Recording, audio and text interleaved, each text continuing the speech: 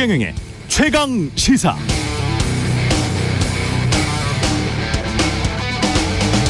네, 국토교통부가 주택 품질 향상을 위해서 개정안을 만들었는데 주차 공간을 넓히면 분양가를 올려주겠다 이렇게 이야기하고 있습니다. 거의 모든 언론이 국토부 보도 자료 그대로 받아 썼습니다. 정부나 언론의 말대로 주차 공간 협소한 옛날 아파트들 많죠. 주차 공간 면적 확대가 필요하다는 지적은 꾸준히 있어 왔습니다. 그러나 그래서 주차장을 확대하면 신축 아파트 분양가를 올려주겠다고 하는 건 또 다른 문제입니다. 국토부가 만든 개정안대로 그 정도 주차 면적 넓혀주는 신축 아파트들은 지금도 많기 때문입니다. 최근 수년간 신규 분양 아파트 홍보하는 기사들 한번 찾아보십시오. 제가 찾아보니까 심지어 2008년에 과천에 입주한 아파트 단지도 주차 대수가 1.8대, 지금 현행 기준보다 훨씬 높습니다. 특히 최고급 공동주택들은 가구당 서너 대씩 주차가 가능하다고 선전하기도 합니다. 많은 신축 아파트 단지들이 이미 주차 면적 확대를 특화 설계라고 홍보하고 있어서 시장에서는 이미 별로 특별하지 않게 판매되고 있습니다. 그런데 마치 지금은 전혀 안 하고 있어서 앞으로 다 그렇게 하면 분양가를 올려주는 것처럼 홍보한다? 눈 가리고 아웅하는 것 아닌가요? 그냥 건설사들 어렵다고 하니까 분양가 또 올려주기 위한 명분 쌓기용이다, 그런 의심이 듭니다. 정치와 언론이 손에 손을 잡고 지금 국민들 바보 취급하고 있는 것 아니죠?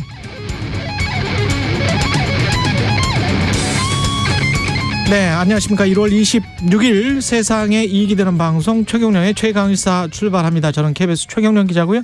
최경영의 최강시사 유튜브로도 실시간 방송합니다. 문자 참여는 짧은 문자 50원, 긴 문자 100원이 드는 샵9730 콩오플 무료고요. 오늘 최강시사 이른바 천원 당원 논란의 당사자 김종민 의원 나오고요. 김기영 국민의힘 의원도 연결합니다. 그리고 신인규 전용기 의원의 젊은 토론도 있습니다.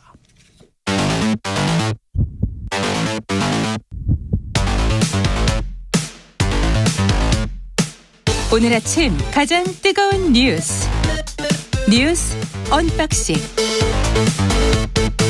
예, 날씨가 춥고 지금 눈이 오고 있습니다. 대설 및 한파 대비 관련 안내 말씀드리고 뉴스 언박싱 시작하겠습니다. 도로 살얼음이 우려되고요. 눈이 지금 쌓여 있더라고요. 오니까 저도 버스 타고 지하철 환승해서 왔는데 그게 가장 안전할 것 같고요.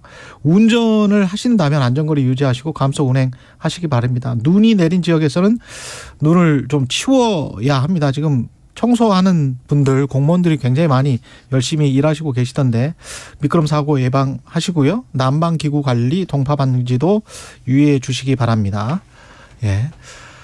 뉴스 언박싱 시작하겠습니다. 민동기 기자, 김민하 평론가 나와 있습니다. 안녕하십니까? 안녕하십니까? 예. 그 나경원 전 의원이 불출마했잖아요. 그 김민하 평론가는 출마할 것이다라고 이야기했었죠. 저라면 출마할 것이다. 저라면 출마할 것이다. 그런데 DNA가 좌우한다는 조홍천 의원의 예언이 맞을 수 있다. 맞을 수 있다. 예, 그래서 DNA를 이길 것이냐. 저 여의도 정치인으로서 한 단계 더 업그레이드되는 지도자로서 발돋움을 할 것이냐, 갈림길에 서 있다, 이렇게 말씀드렸죠. 당위론적으로 그렇게 그 이야기하는 것보다 저처럼 현실적으로 안 할 것이다. 왜냐하면 DNA가 다르기 때문에 김민하 평론가랑 제가 그렇죠. 그렇게 말씀드렸잖아요. 그러니까 제가 훨씬 더 정확했던 거 아닙니까? 아니, 저는 뭐 예언을 한 게 아니라 저는 이제 흑수저 DNA고 그리고 사실 여의도 정치의 순리로 보면은 출마를 해서 맞아요. 이번 기회를 잘 활용하는 게 맞죠. 그렇죠. 다 그렇게 이야기를 했었습니다. 그렇죠. 근데 제 예상대로 출마를 하지 않았습니다. 예, 소식 전해 주시죠. 네. 많은 분들이 보셨겠지만 전당대회 불출마를 나경원 전 의원이 선언을 했는데요. 선언을 하면서 이런 얘기를 했습니다. 당의 분열과 혼란에 대한 국민적 우려를 막고 화합과 단결로 돌아올 수 있다면 용감하게 내려놓겠다. 근데 그런 얘기를 하면서도 대통령실에 대해서 약간은 좀 불편한 그런 기색을 또 내비쳤는데 포용과 존중을 절대 포기하지 마라. 질서정연한 무기력함보다는 무질서한 생명력이 필요하다. 오늘 이 정치 현실은 무척 낯설다. 이렇게도 얘기를 했습니다. 질서 정연한 무기력함. 네. 언론들이 많은 분석을 오늘 했더라고요. 일단 아무래도 대통령실과 친윤계 압박 때문에 결국에는 불출마를 선언하지 않았느냐 이런 분석이 가장 많고요. 그리고 최근 지지율이 좀 하락하지 않았습니까? 그런 부분도 한 원인이 됐다라고 분석을 하고 있습니다. 근데 뭐니 해도 가장 결정적인 원인은 예. 정치 원로라든가 가족과 같은 주변의 강한 만류가 좀 결정적인 영향을 미친 것으로 보입니다. 조선일보 같은 경우에는 뭐 나경원 전 의원 부친이라든가 남편도 출마를 말렸다라고 하고요. 중앙일보 보도를 보니까 노환으로 투병 중인 부친의 반대가 결정에 영향을 줬다. 이런 얘기도 있거든요. 예. 그러니까 아무래도 가족들이 최근까지 이제 마지막까지 끝까지 만류했던 게 가장 큰 원인으로 좀 보입니다. 김연아 평론가 이야기 들어보기 전에 어제 기자회견 인서트가 있거든요. 그거 듣고 김연아 평론가 이야기 들어보겠습니다. 저는 이번 국민의힘 전당대회에 출마하지 않습니다. 우리 당의 분열과 혼란에 대한 국민적 우려를 막고 화합과 단결로 돌아올 수 있다면 저는 용감하게 내려놓겠습니다. 국민의힘이 더 잘할 수 있도록 더 많은 국민의 신뢰를 회복할 수 있도록 영원한 당원의 사명을 다하겠습니다. 대한민국 정통 보수 정당의 명예를 지키겠습니다. 대한민국 정통 보수 정당의 명예를 지키겠다, 내려놓겠다. 설득력 있습니까? 오히려 명예가 좀 훼손되는 상황을 용인을 하게 된 거죠. 아, 그래요? 그러니까는 사실 이게 여러모로 이제 잘 뭐랄까요, 나경원 전 의원이 이런 선택을 해갖고 뭘 얻는 것인지를 잘 모르겠다는 생각이 드는 게 어제 아침에 이제 그 9시가 되기 전에 이 많은 또 이 라디오에 시사 프로그램에 국민의힘 관련 이제 인사들이 출연을 쭉 했거든요. 예. 얘기들을 들어보면 다 출마를 전제로 얘기를 하고 있습니다. 그래서 출마를 할 것인데 안 했으면 좋겠다라든지 또는 출마를 하게 되면 이런저런 상황이 될 것이라든지 뭐 이런 흐름이었는데 이게 어제 그제 저녁 때 얘기가 좀 있었거든요. 그러니까 불출마로 좀 정리될 가능성이 커졌다. 그런데 그럼에도 불구하고 새벽에 또 마음 바뀌고 뭐 이런 이 조건들이 있기 때문에 아침 돼봐야 한다 뭐 이런 얘기들이 있었는데 그래도 어쨌든 그 새벽을 지나는 상황 속에서는 이 국민의힘 인사들도 출마 가능성이 높다고 본 거겠죠. 근데 이게 계속 결국은 이제 9시 넘어가지고 나경원 전 의원이 이렇게 불출마를 선언을 한 거는 결국 제가 볼 때는 어제도 말씀드렸지만 마지막까지 여러 가지 이제 회유라든가 뭐 압박이라든가 또는 뭐 여러 가지 뭐 제안이라든가 이런 게 있었으리라 추측이 되거든요. 지금 오늘 언론의 이제 분석이나 뭐 이 기류를 취재한 이런 것들을 보면은 나경원 전 의원 측근들과의 어떤 회의에서 거론된 것이 예를 들면 공천이라든가 이런 문제가 있다는 거예요. 그러니까 지금 당장 윤석열 대통령하고 이렇게 각을 세워가지고 충돌하는 모양새를 보이기보다는 이번엔 좀 순응을 하고 잘 이렇게 갈등을 마무리를 하고 다음 총선에 지금 이 의원직이 없지 않습니까? 2024년. 그렇죠. 의원직을 이제 다시 이제 선취를 해가지고. 근데 그때 공천을 받을 수 있을까요? 지금 동작을이 만만치가 않던데. 그래서 언론도 결국에는 나 전 의원의 정치적 미래는 여전히 불투명하다. 결국에는 총선에서 공천을 받아야 되지 않습니까? 근데 방금 말씀을 하신 것처럼 동작을이 원래 지역구였는데 지금 뭐 실명을 거론할 수는 없습니다만 동작을에 그렇죠. 대통령실에 근무하는 거론되는 그런 정치인들이 여기에 출마할 것이다라는 이름들이 지금 복수로 막 증언이 나오고 있거든요. 그러니까요. 그러니까 과연 나경원 전 의원이 지금 이렇게 전당대회 불출마를 선언한다고 하더라도 총선에서 공천을 받을 수 있을 것인가 이건 아직 미지수인 것 같습니다. 그렇죠. 그러니까 언론 보도를 보면 또 동아일보나 이런 데 보면 친윤계 일부에서 이제 회유 논리로 들었던 게 당신이 어쨌든 앞으로 큰일 하려면 이 첫 국회 여성 국회의장 정도를 해야 되는 거 아니냐.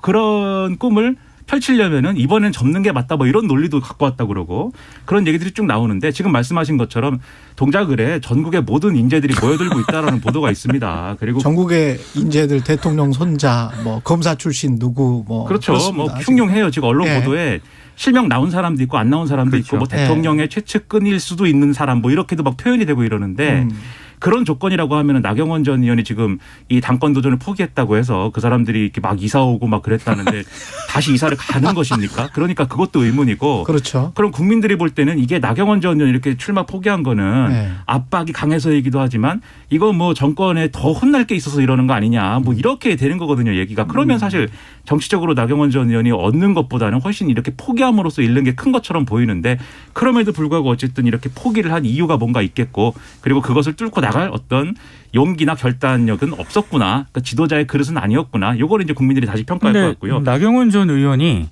어제 이제 불출마 선언을 하고 측근들하고 한 2시간 동안 오찬을 함께 했다라고 하는데 여기서 일단 중앙일보 보도 내용을 보면 이게 끝이 아니다라고 나경원 전 의원이 얘기했다라고 하거든요.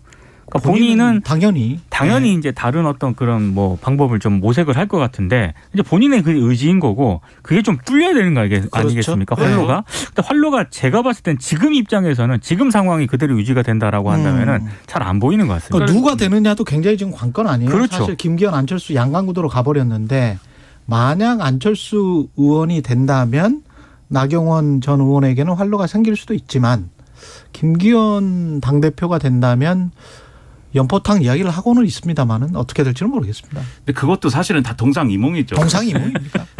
네. 각자 얘기하는 거 생각하는 게 다 다르기 때문에 누구도 뭘 보장해 줄 수가 없는 조건입니다. 지금 김기현 의원 쪽은 이렇게 주장을 해요. 왜냐하면 나경원 전 의원 지지세를 흡수해야 되는 그런 상황이 돼버렸지 않습니까? 네. 서로 김기현 의원도 그렇고 안철수 의원도 그렇고 김기현 의원은 이런 논리예요. 그래도 안철수 의원은 밖에서 온 사람이고 나경원 전 의원 지지했던 분들은 국민의힘의 뿌리가 깊은 분들 아니냐. 그럼 당연히 우리가 다 같은 정통 보수인데 나경원 전 의원 지지하셨다면은 저를 지지하는 게 맞습니다. 이 얘기를 하는 것이고 안철수 의원은 제가 이 윤석열 대통령 연대 보증인이긴 하지만 정권의 연대 보증인이긴 하지만 이건 좀 너무하지 않느냐. 나경원 전 의원에 대해서 이렇게 좀 하는 거는 너무한 거에 대해서 그거에 문제의식이 있는 그래서 뭐 소위 말하는 윤핵관이라든지 이런 분들의 전행에 좀 문제의식 가지고 있는 분들은 제가 나경원 전 의원하고 잘 지내볼 테니까 저를 좀 지지해 주시라 이렇게 가는 거거든요 지금. 근데 실제로 대표가 됐을 때 공천권이라든가 이런 것들은 누가 대표가 되든지 사실은 용산에 상당히 이제 힘이 실릴 수밖에 없고. 지금 당대표도 이런데. 그렇죠. 그렇죠. 공천할 때도 상당히 입김이 작용할 것이라는 예측이 우세합니다. 그렇죠. 예. 그럼 그런 판이라고 하면은 누가 대표가 된들 이 나경원 전 의원에 대한 처분이라는 거, 처분이라고 하면 좀 이상한데 이 진로라는 것은 예. 결국은 그때도 용산의 의중에 달린 것이기 때문에 그래서 사실은 누구도 장담할 수 없다는 거예요. 그러니까 이게 참 이 아이러니한 것이 나경원 전 의원이 지금 모든 것을 뭐 이 코드를 맞추겠다는 태도도 아닌 걸로 보이는 게 불출마 선언문, 그러니까 참 출마 선언문은 많이 들어봤어도 불출마 선언문 좀 특이한데 불출마 선언문에 그런 얘기를 해놨어요. 솔로몬 재판에서 진짜 엄마의 심정으로 그만둔다. 그러면 가짜 엄마가 있다는 거 아닙니까? 그렇죠. 아이가 둘로 나눠지든지 말든지 양쪽에서 이 잡아당기는 가짜 엄마 누굽니까 그러면? 그러네요. 그리고 이제 뭐 무질서한 생명력이 필요하다. 다 이거 누구를 향해서 하는 말입니까? 불만을 표시를 하는 거거든요. 이런 것들을 보면은 앞으로 순탄치 않고 그리고 내려놓는 것도 용감하게 내려놨는데 심지어 이 불출마하는 것도 용기가 필요한 일이라고 하면은 앞으로 어떤 것을 할 수가 있는 것입니까? 여러모로 좀 당 그리고 나경원 전 의원 본인 대통령 모두에게 상처를 안기는 결말이다 이게 그렇게 생각이 됩니다. 그리고 윤석열 대통령은 오늘 여당 지도부와 초청 오찬을 갖고 검찰 소환을 앞두고 이재명 당대표와 철험회도 회동을 가졌었고 네. 그렇죠. 근데 윤 대통령이 오늘 이제 국민의힘 지도부와 오찬 회동을 갔는데 예. 이게 시점이 나경원 전 의원이 이제 불출마를 선언한 바로 다음 날이지 않습니까? 오늘이. 예. 그리고 오늘 언론 보도를 보니까 이 오찬 회동이 당 지도부에게 전달이 된 시기가 어제 오전이었다라고 합니다. 어제 오전에. 그러니까 시기적으로도 상당히 좀 미묘한 그런 시점이긴 한데요. 어찌됐든 이번 오찬 회동을 통해서 아랍에미리트라든가 스위스 순방의 성과를 공유를 하고 특히 여당 의원들에게 뭐 노동교육, 연금과 같은 3대 기업과 같은 그런 국정과제 이행을 위한 적극적인 역할을 좀 요청을 할 것으로 보이는데 예. 그러니까 언론들의 관심은 나 전 의원이 지금 불출마를 공식 선언한 그런 상황에서 윤 대통령과 지도부 간에 과연 어떤 대화가 오고 갈 것이냐 여기에 좀 관심이 좀 모아지고 있는 그런 상황인 것 같고요. 특히 어제 비공개 회의에서 아랍에미리트가 국부 펀드를 투자하게 되면 기업의 아시아 본부 등 민간도 따라 들어오게 될 것이다. 뭐 이런 부분도 굉장히 강조를 하는 것으로 일단 전해지고 있습니다. 일단 식사 정치의 차원과 관련돼서는 원래 대통령이 순방 마치고 이렇게 돌아오거나 하면 여야 지도부를 만나가지고 순방 성과를 공유를 하고 앞으로 국회가 어떻게 협조해 줬으면 좋겠다 이런 자리를 먼저 모색하거든요. 그렇죠. 근데 여당 지도부만 불러서 이제 이 설명을 하겠다라는 거에 대해서는 이게 좀 이 얘기만 하려는 기색은 아니다. 이제 이렇게 보이는 것이죠. 특히 윤석열 대통령이 좀 뭐랄까요, 거침없는 화법이 있지 않습니까? 분명히 당내 상황이라든가 이런 것들에 대해서도 비공개 자리나 이런 데서 분명히 언급이 있을 것 같고, 그게 또 나름대로의 이 어떤 당에 대한 입장 표명이 될 가능성이 큰데, 나경원 전 의원 얘기 뭐 안 하겠느냐 이런 거예요. 언론의 이제 이 전망은. 하더라도 뭐 언론에 얼마나 공개가 되겠습니까? 공개 안 되겠죠. 네. 그것은. 근데 과연 이 좋은 소리 나오겠는가 이런 거고, 어쨌든 나경원 전 의원이 출마를 안 하기로 해서 일단 정리가 됐으니 이 지도부를 모아가지고 이 대통령실이 원하는 어떤 구도는 짜여진 거잖아요. 어쨌든. 그렇죠. 네. 그것에 의한 뭐 얘기를 좀 하지 않을까. 근데 이게 갈림길입니다. 왜냐하면 오늘 이 신문 사설들을 쭉 보니까 지금 이 사태에 대해서 긍정적으로 평가하는 사설이 당연히 한 개도 없고요. 거의 모든 신문들이 하나도 사설을 썼는데. 없어요? 네, 하나도 없습니다. 없습니다.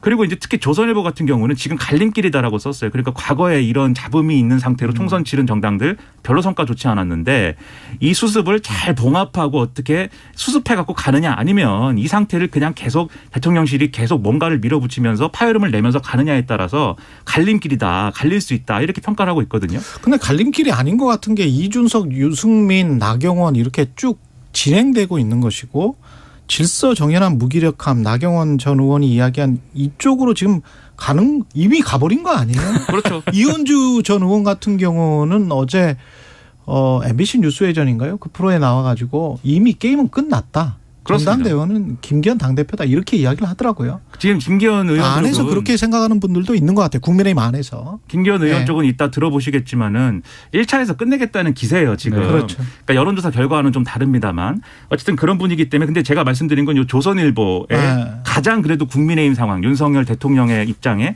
가깝고 우호적인 그러한 그렇게 논조의 신문조차도 알려진. 예. 그렇게 이제 평가를 하고 있다는 거죠. 그렇다고 하면은 이 자리는 어쨌든 뭔가 봉합을 하는 자리일 수밖에 없는 거고, 그런 차원의 식사 정치다. 그럼 그게 당무 개입이나 이런 것들이 얘기가 또 안 나오겠느냐, 이런 우려가 있는 거죠. 2746님은 유승민 전 의원은 출마할까요? 이렇게 이야기를 하셨는데, 저도 출마하지 않을 거다라는 뉘앙스를 계속 비춰왔었고, 그쪽 방향으로 가고 있는 것 아닌가. 김민하 평론가 지금 내기 할까요?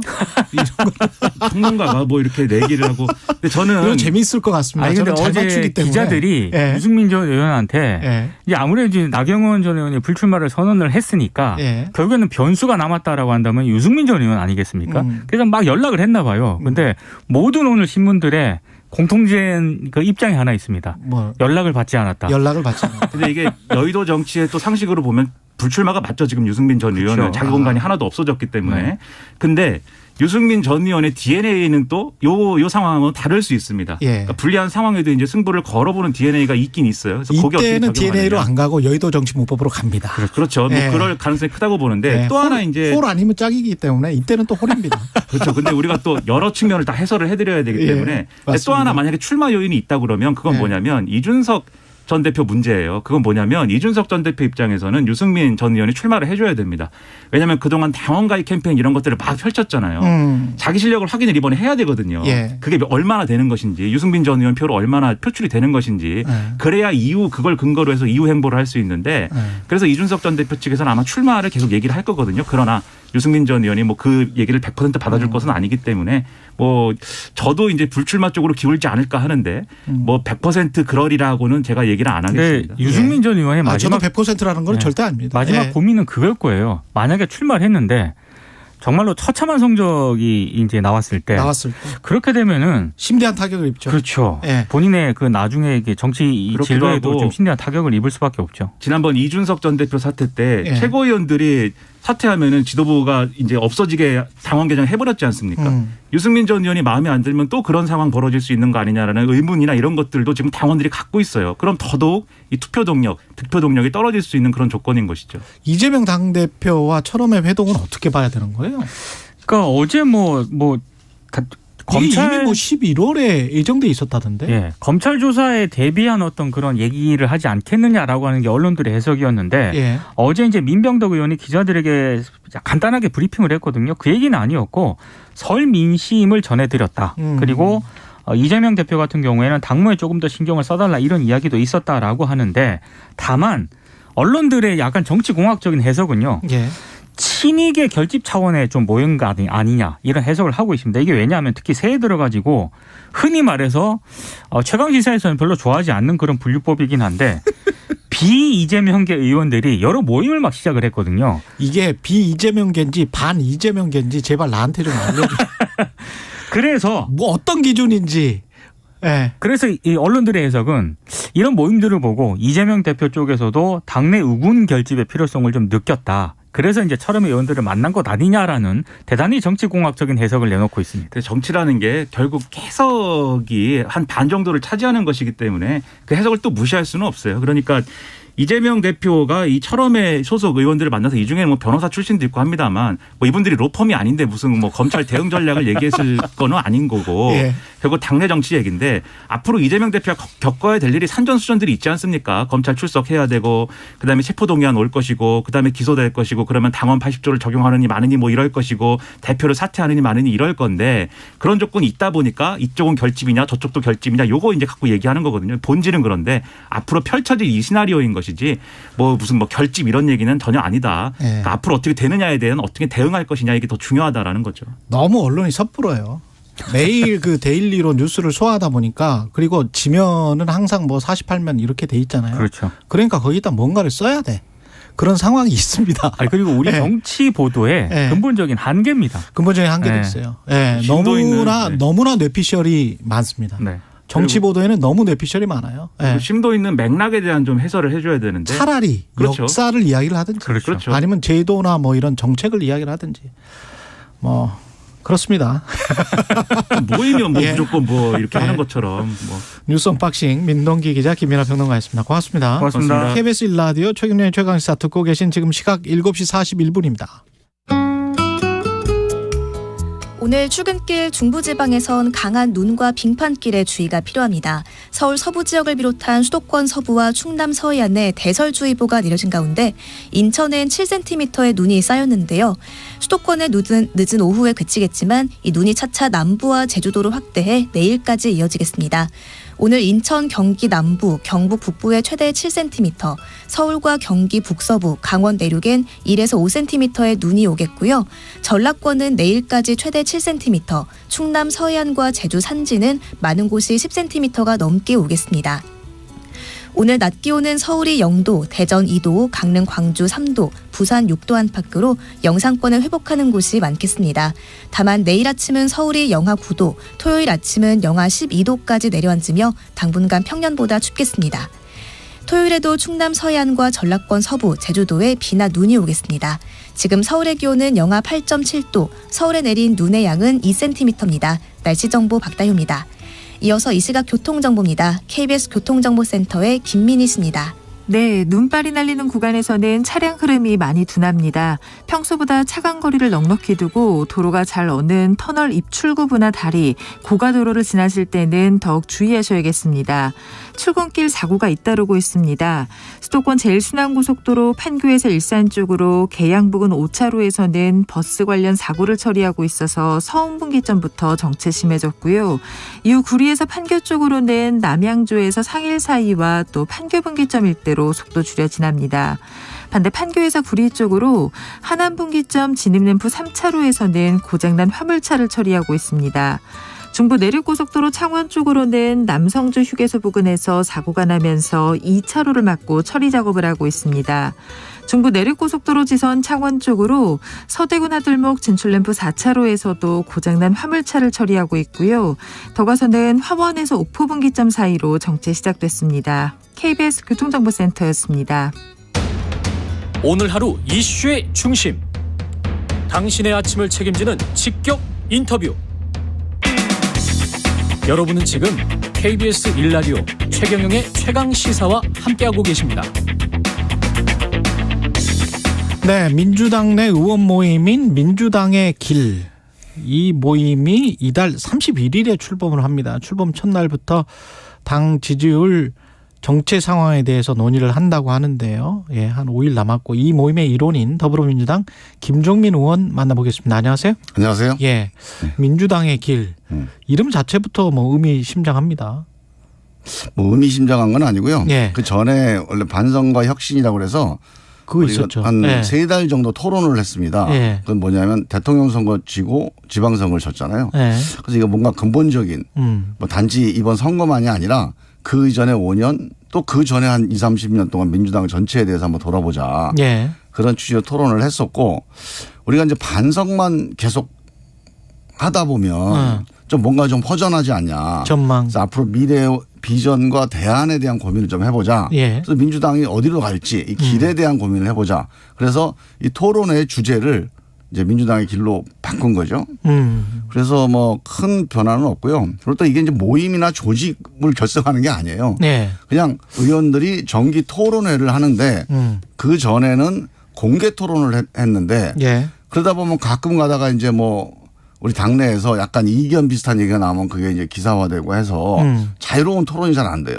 예. 그래서 이제 이번부터는 비공개 내부 토론으로 좀 허심탄회한 얘기를 해보자. 뭐 그런 정도로 해서 약간 변화해서 이제 하자는 거죠. 그래서 민주당 내에 민주당의 미래에 대해서 여러 가지 얘기를 하는 그런 토론 모임이다. 이렇게 예. 생각하시면 되고.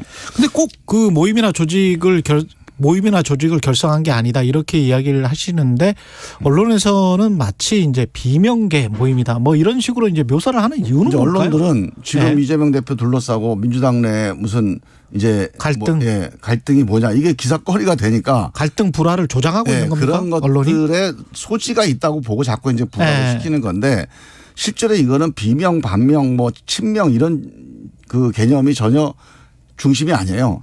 그냥 초정파적인 모임인데 대안에 대한 고민이 좀 관심 있는 분들.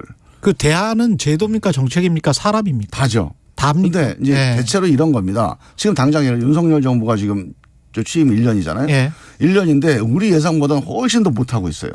국민들의 불신이 높아집니다. 자, 우리가 윤석열과 전면전으로 싸워서 몰아내자 이러고 싸우면 국민들이 야 그래도 임기 1년인데 이런 얘기가 나올 거고. 그렇죠. 그렇다고 우리가 이걸 놔두면 국민들이 야당 뭐하냐 이런 얘기가 나오게 돼 있어 상황이.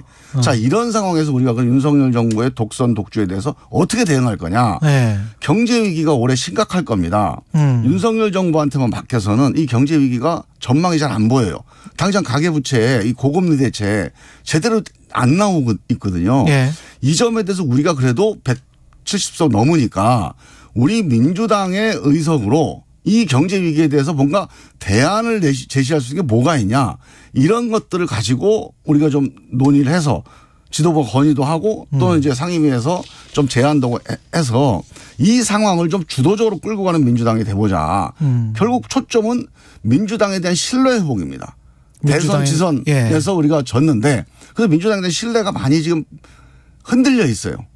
이거를 내년 총선 전까지 다시 회복하는 그런 민주당 신뢰 회복 운동을 한번 여러 가지로 고민해보고 모아보자. 이게 핵심 취지입니다. 예, 방향이야 다 그렇게 이제 민주당 의원들이나 당원들은 그렇게 생각을 하실 것 같은데 이재명 철험회 회동에서는 어제 정부 여당에 대해서 더 강경한 모드로 나가자 이런 이야기가 나왔다고 하는데 그러면 이거는 이제 일종의 전술.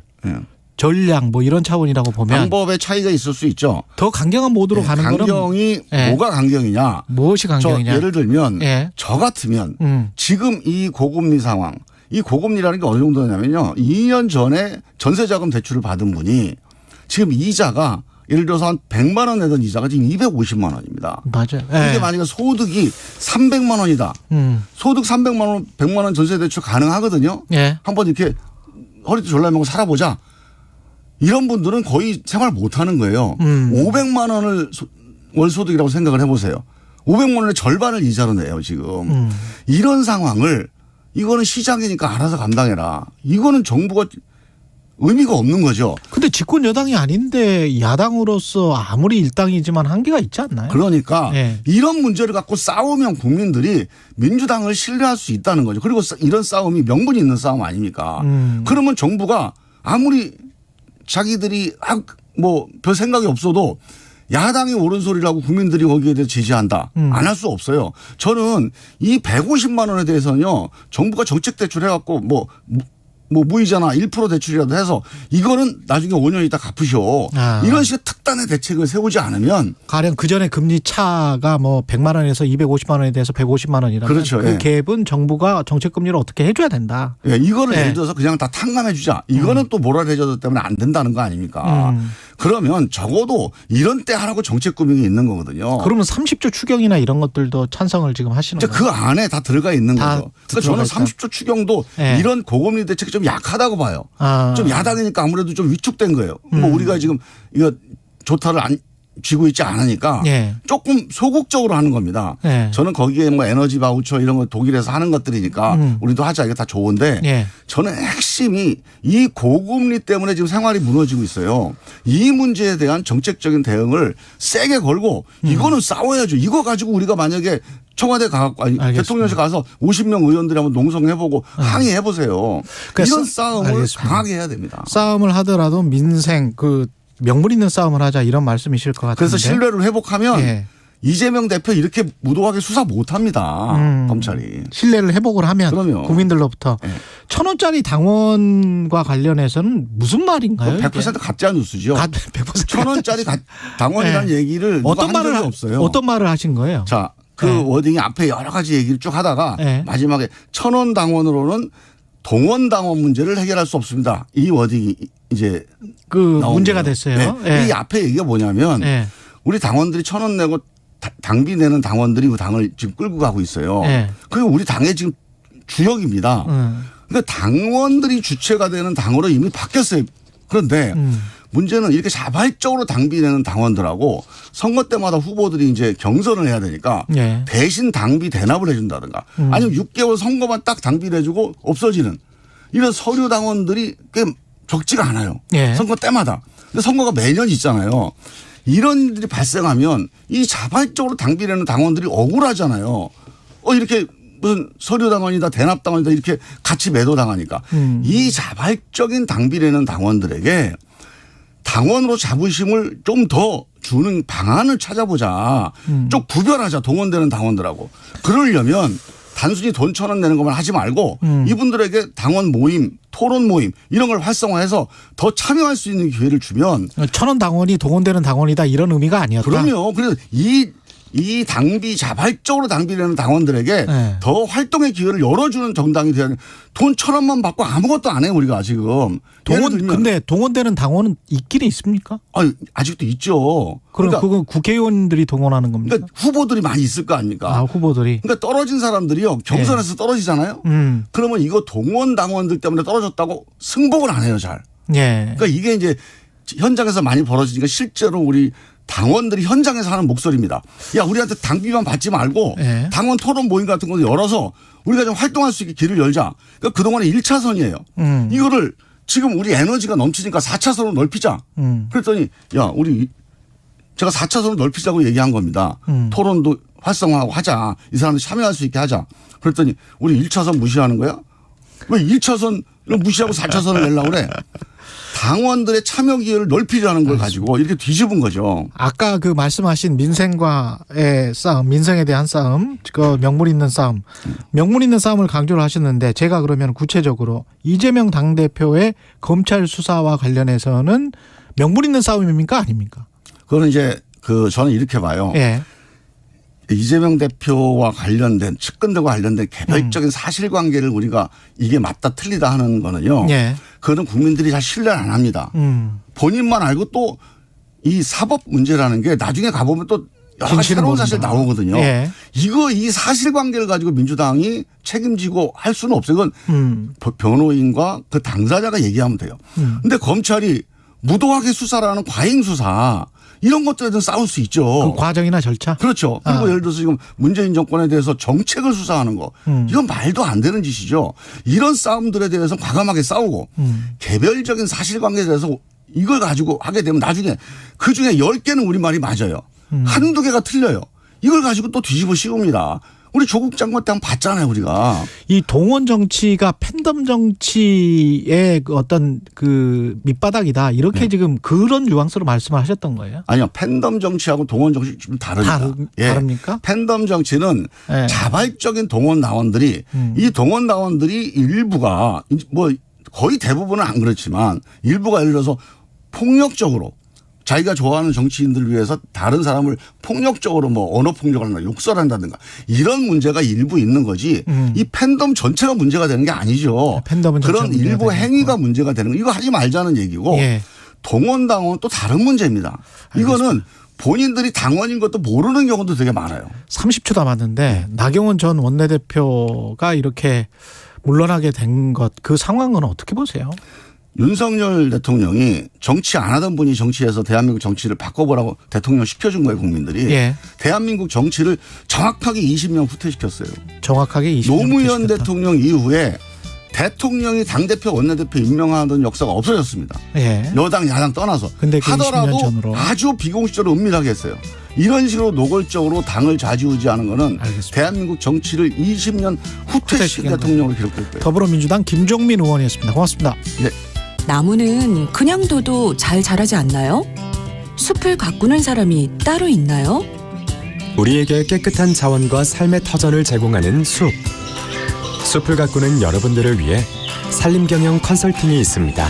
나무를 심고 임산물을 재배하고 숲속에서 휴식과 즐거움을 찾는 일. 관심을 갖고 더 자세히 할수록 숲이 풍요로워지고 우리들의 삶도 채워집니다. 미래의 아이들도 산림의 혜택을 누릴 수 있도록 지속가능한 숲 가꾸기에 동참해주세요. 이 캠페인은 SJ 산림조합이 함께합니다.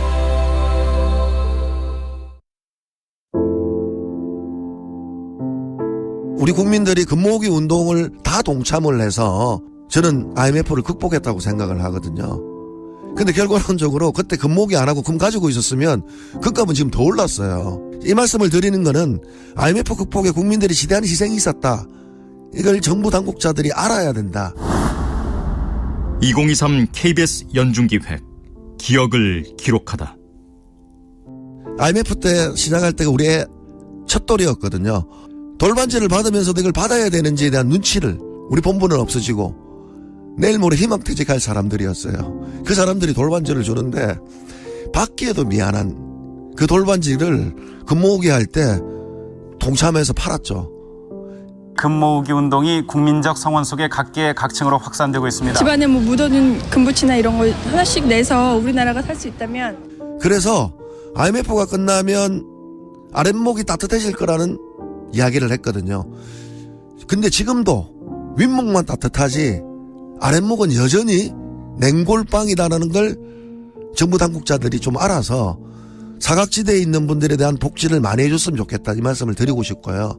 좀 더 허리띠를 졸라매고 이렇게 이번 1년을 극복하면 내년은 진짜 봄이 오지 않을까. IMF 당시 금융사에서 일하던 금융정의연대 김득희 대표는 기억합니다. 장롱 속에 감춰두었던 결혼 예물, 돌반지, 금 두꺼비를 꺼낸 국민들. 하지만 25년이 지난 지금 IMF 징후가 또다시 나타나고 있습니다. 한국 경제에 울리는 심상치 않은 경고. 다시 한번 꺾이지 않는 저력을 보여줄 때입니다. 당신과 대한민국의 기억, KBS가 기록합니다.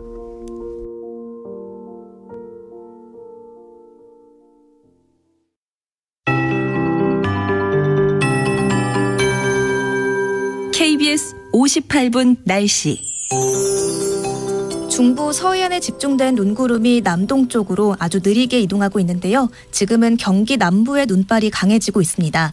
서울 서부 지역을 비롯한 수도권 서부와 충남 서해안은 대설주의보가 내려진 가운데 인천에 7.4cm, 태안에 6.3, 서울도 2.5cm가량의 눈이 쌓였습니다. 수도권은 기온도 영하 7도에서 8도 정도로 빙판길이 생기기 쉬운 환경이라 조심히 이동하셔야겠습니다. 수도권의 눈은 늦은 오후부터 그치겠지만 이 눈이 차차 남부와 제주도로 확대해 내일까지 이어지겠습니다. 오늘 인천, 경기 남부, 경북 북부에 최대 7cm, 서울과 경기 북서부, 강원 내륙엔 1에서 5cm의 눈이 오겠고요. 전라권은 내일까지 최대 7cm, 충남 서해안과 제주 산지는 많은 곳이 10cm가 넘게 오겠습니다. 한파특보는 동쪽 내륙을 중심으로 이어지고 있습니다. 오늘 낮 기온 서울이 0도, 대전 2도, 강릉, 광주 3도, 부산 6도 안팎으로 어제보다 5도가량 높겠습니다. 다만 내일 아침은 서울이 영하 9도, 토요일 아침엔 다시 영하 12도까지 내려앉으며 당분간 평년보다 추운 날씨가 이어지겠습니다. 토요일에도 충남 서해안, 전라권 서부, 제주도에 비나 눈 소식이 들어 있습니다. 지금 서울의 기온은 영하 8.6도, 서울 기상청에 내린 눈의 양은 2.3cm입니다. 박다효입니다.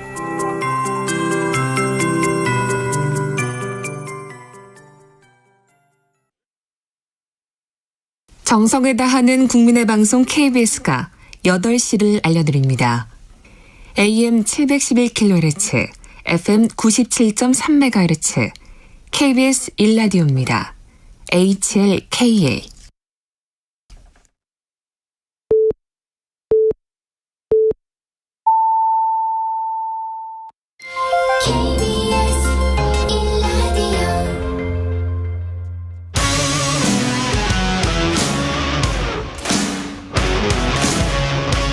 오늘 하루 이슈의 중심 최경영의 최강시사. 네, 어제 나경원 전 의원의 불출마 선언으로 전당대회 판세가 출렁이고 있습니다. 이로써 김기현, 안철수 2파전 가능성이 커졌고요. 국민의힘 당권주자 김기현 의원 연결돼 있습니다. 안녕하세요. 네, 반갑습니다. 김기현입니다. 예, 새해 복 많이 받으시고요, 의원님. 네, 복 많이 받으세요. 예. 설 연휴 기간 동안에 뭐 하셨습니까? 연휴 기간에 가족들하고 잠시 얼굴 보고요. 예. 또 아버지, 어머니, 부모님 산소에 좀 다녀오고요. 예.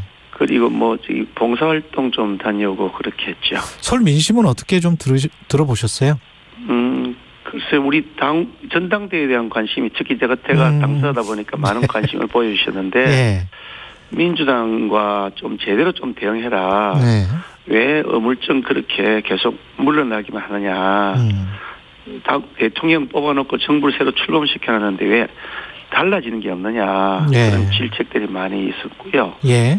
그리고 제발 이미지 정치하는 그런 모습 말고 좀 제대로 민심을 좀 대변해달라. 그렇게 독촉하신 말씀이셨고, 민생 관련된 현안들에 대해서는 다들 걱정이 굉장히 시름이 깊으셨습니다. 이자도 너무 높고 또 최근에 난방비까지 고지서 받은 분들이 꽤 많이 계셨더라고요. 설 전에요. 예. 그래서 엄청나게 올랐다고. 그렇죠. 예, 걱정하시는 분들이 많으시고 해서 예. 민생 문제가 굉장히 시급하다. 빨리 전당대회를 마치고 민생을 챙기는데 올인해야겠다. 그런 생각이 들었습니다. 어제 나경원 전 의원이 불출마 선언을 했는데 예상을 하셨습니까? 아마 예상했던 분은 아마 없을 것 같아요. 어떻게 될지 누구도 다 잘 모르는 상태에서 네. 본인도 마지막까지 출마 불출마 두 가지 안을 가지고 검토했다고 하지 않습니까? 예. 본인 스스로의 오랫동안의 숙고 끝에 내린 어떤 고뇌에 찬 결단이 아니었겠느냐 그렇게 생각합니다. 근데 불출마 선언문에 나온 그 뉘앙스들이 약간 좀 이상하게 들린 것도 있습니다. 질서정연한 무력함보다는 무질서한 생명력이 필요하다. 지금 현재가 질서정연한 무기력함이다. 이렇게 정의를 하는 것 같기도 하고, 본인이 이제 진짜 엄마, 솔로몬 왕의 진짜 엄마고, 그렇다면 가짜 엄마가 있다라는 이야기인데. 비유를 가지고서 그렇게 팩트로 전제를 아니 논리적으로는 구분을 해보면 그렇게 되네요. 속담을 그렇게 얘기하면 예. 아니 그러면 그게 그렇게 은유적 표현마다 전부 다 팩트로 해석을 하면 어느 속담이 성립될 수 있습니까? 그렇습니까? 예. 혹시 후보의 마음으로 가겠다 그러면 당신 눈이 호랑이냐? 예. 당신이 그럼 호랑이하고 소를 다시 겸하고 있는 사람이냐 이렇게 물을 건가요? 아니 그런 식으로 얘기하는 건 너무 과도한 해석이죠. 과도한 해석입니까? 의원님은 사실 나경원 전 의원과 이제 잘 불출마 선언은 잘한 것이고 대승적인 결정이고 같이 손잡고 가자 이런 지금 입장이셨던 것 같은데 맞습니까? 아니고 그건 아니고요. 예. 제가 여러 차례 말씀드렸습니다만 나경원 전 대표가 본인 스스로 여러 가지 심사숙고 끝에 책임 있는 결정을 할 것으로 본다. 예. 어떤 결정을 하든지 제가 존중하겠다는 입장을 여러 차례 밝혔던 것이기 때문에 본인이 여러 가지 고심 끝에 자신이 영원한 우리 국민의힘의 당원으로 살아왔고 앞으로도 영원한 우리 당의 당원이다라는 의지를 담아서 살신성인의 자세로 보다 큰 대의를 위해서 개인적인 여러 가지 정치적 행보를 여기서 좀 잠시 중단하겠다 이런 의미이기 때문에 그래서 그것을 제가 높게 평가한다라고 말씀드린 것이죠. 아, 불출마 선언했으니 함께 손잡고 대승적으로 가보자 이런 그 정도까지는 아니다는 말씀. 아니 그 말씀도 다 드렸죠. 그 질문하신 것에 대한 답변을 드리는 거니까 그렇게 그렇습니까? 하는 거고요. 당연히 여러 차례 제가 말씀드렸잖아요. 저하고 오랫동안 정치적 행보도 같이 하고 지향성도 또 가지고 있는 가치관도 아주 굉장히 유사하고 무엇보다도 한 번도 탈당하지 않고 이 정통성 가진 뿌리 정당 우리 그 보수 정당을 지켜온 영원한 당원 동지 아닙니까? 그러니까 당연히 영원한 당원 동지로서 해야 될 역할을 서로 나누고 같이 공유하고 해야 되죠. 당연히 그렇게 할 생각을 가지고 있고 그렇게 하기 위한 마음을 가지고 있다. 그렇게 기대한다라고 제가 입장을 이미 밝혔거든요. 그런데 질문에 대한 답변을 타니까 그 답변을 안 한 거 가지고 다르게 해석을 하게 그랬어요. 그래요? 그러면 왜냐하면 언론 분석이나 보도들을 보면 나경원 전 의원이 불출마는 하지만 혹시 뭐 본인은 뭐 부인을 했어요. 그러나 밖에서 어떤 안철수 의원과 연대할 수도 있지 않느냐. 당심에 영향을 미칠 수도 있지 않느냐 뭐 이런 분석들도 나오던데 어떻게 보십니까? 그는? 제가 뭐 정치 평론가 분석하듯이 나경원 전 대표의 그런 의중을 말씀드리는 것은 본인에 대한 예의가 아니기 때문에 그에 대한 언급을 제가 구체적으로 말씀드리기는 어렵습니다만은 우리가 일반적으로도 광화문 투쟁이 2019년이죠. 2019년 여름부터 가을까지 늦은 가을까지 광화문에서 우리가 외치면서 내로남불 정권, 민주당 정권을 타도하자고 그렇게 외치면서 싸워왔던 같은 동지입니다. 저하고 나경원 대표하고는요. 그런 동지적 의지를 갖고 있는 우리 그 영원한 당원이기 때문에 그런 면에서 보면 뿌리를 같이 하는 사람끼리 서로 마음을 맞추기가 좋겠죠. 그렇다면은 먼저 연락을 해서 만날 용의는 있어요? 뭐 지금 전혀 진행되는 것이 없다고 말씀드릴 수는 없지만 전혀 진행되는 것이 없다고 말할 수는 없다. 가지고 뭐 이렇게 저렇게 자꾸 이렇게 저렇게 하면 상대방에 대한 입장을 배려하지 않는 것이니까 좀 시간이 그렇게 말씀드리는 것은 아직은 시기가 적절하지 않은 타이밍이다 그렇게 말씀드리고 싶습니다. 시간이 필요하다. 그러나 전혀 진행되고 있지 않는 것은 아니다 이런 말씀이시네요. 안철수 의원이 최강시사와의 인터뷰에서 당내 공천에 대한 공포 정치가 있고 공포 정치를 하는 게 김기현 의원이다. 이렇게 주장을 했는데요. 그야말로 적반하장 아닌가 싶은데요.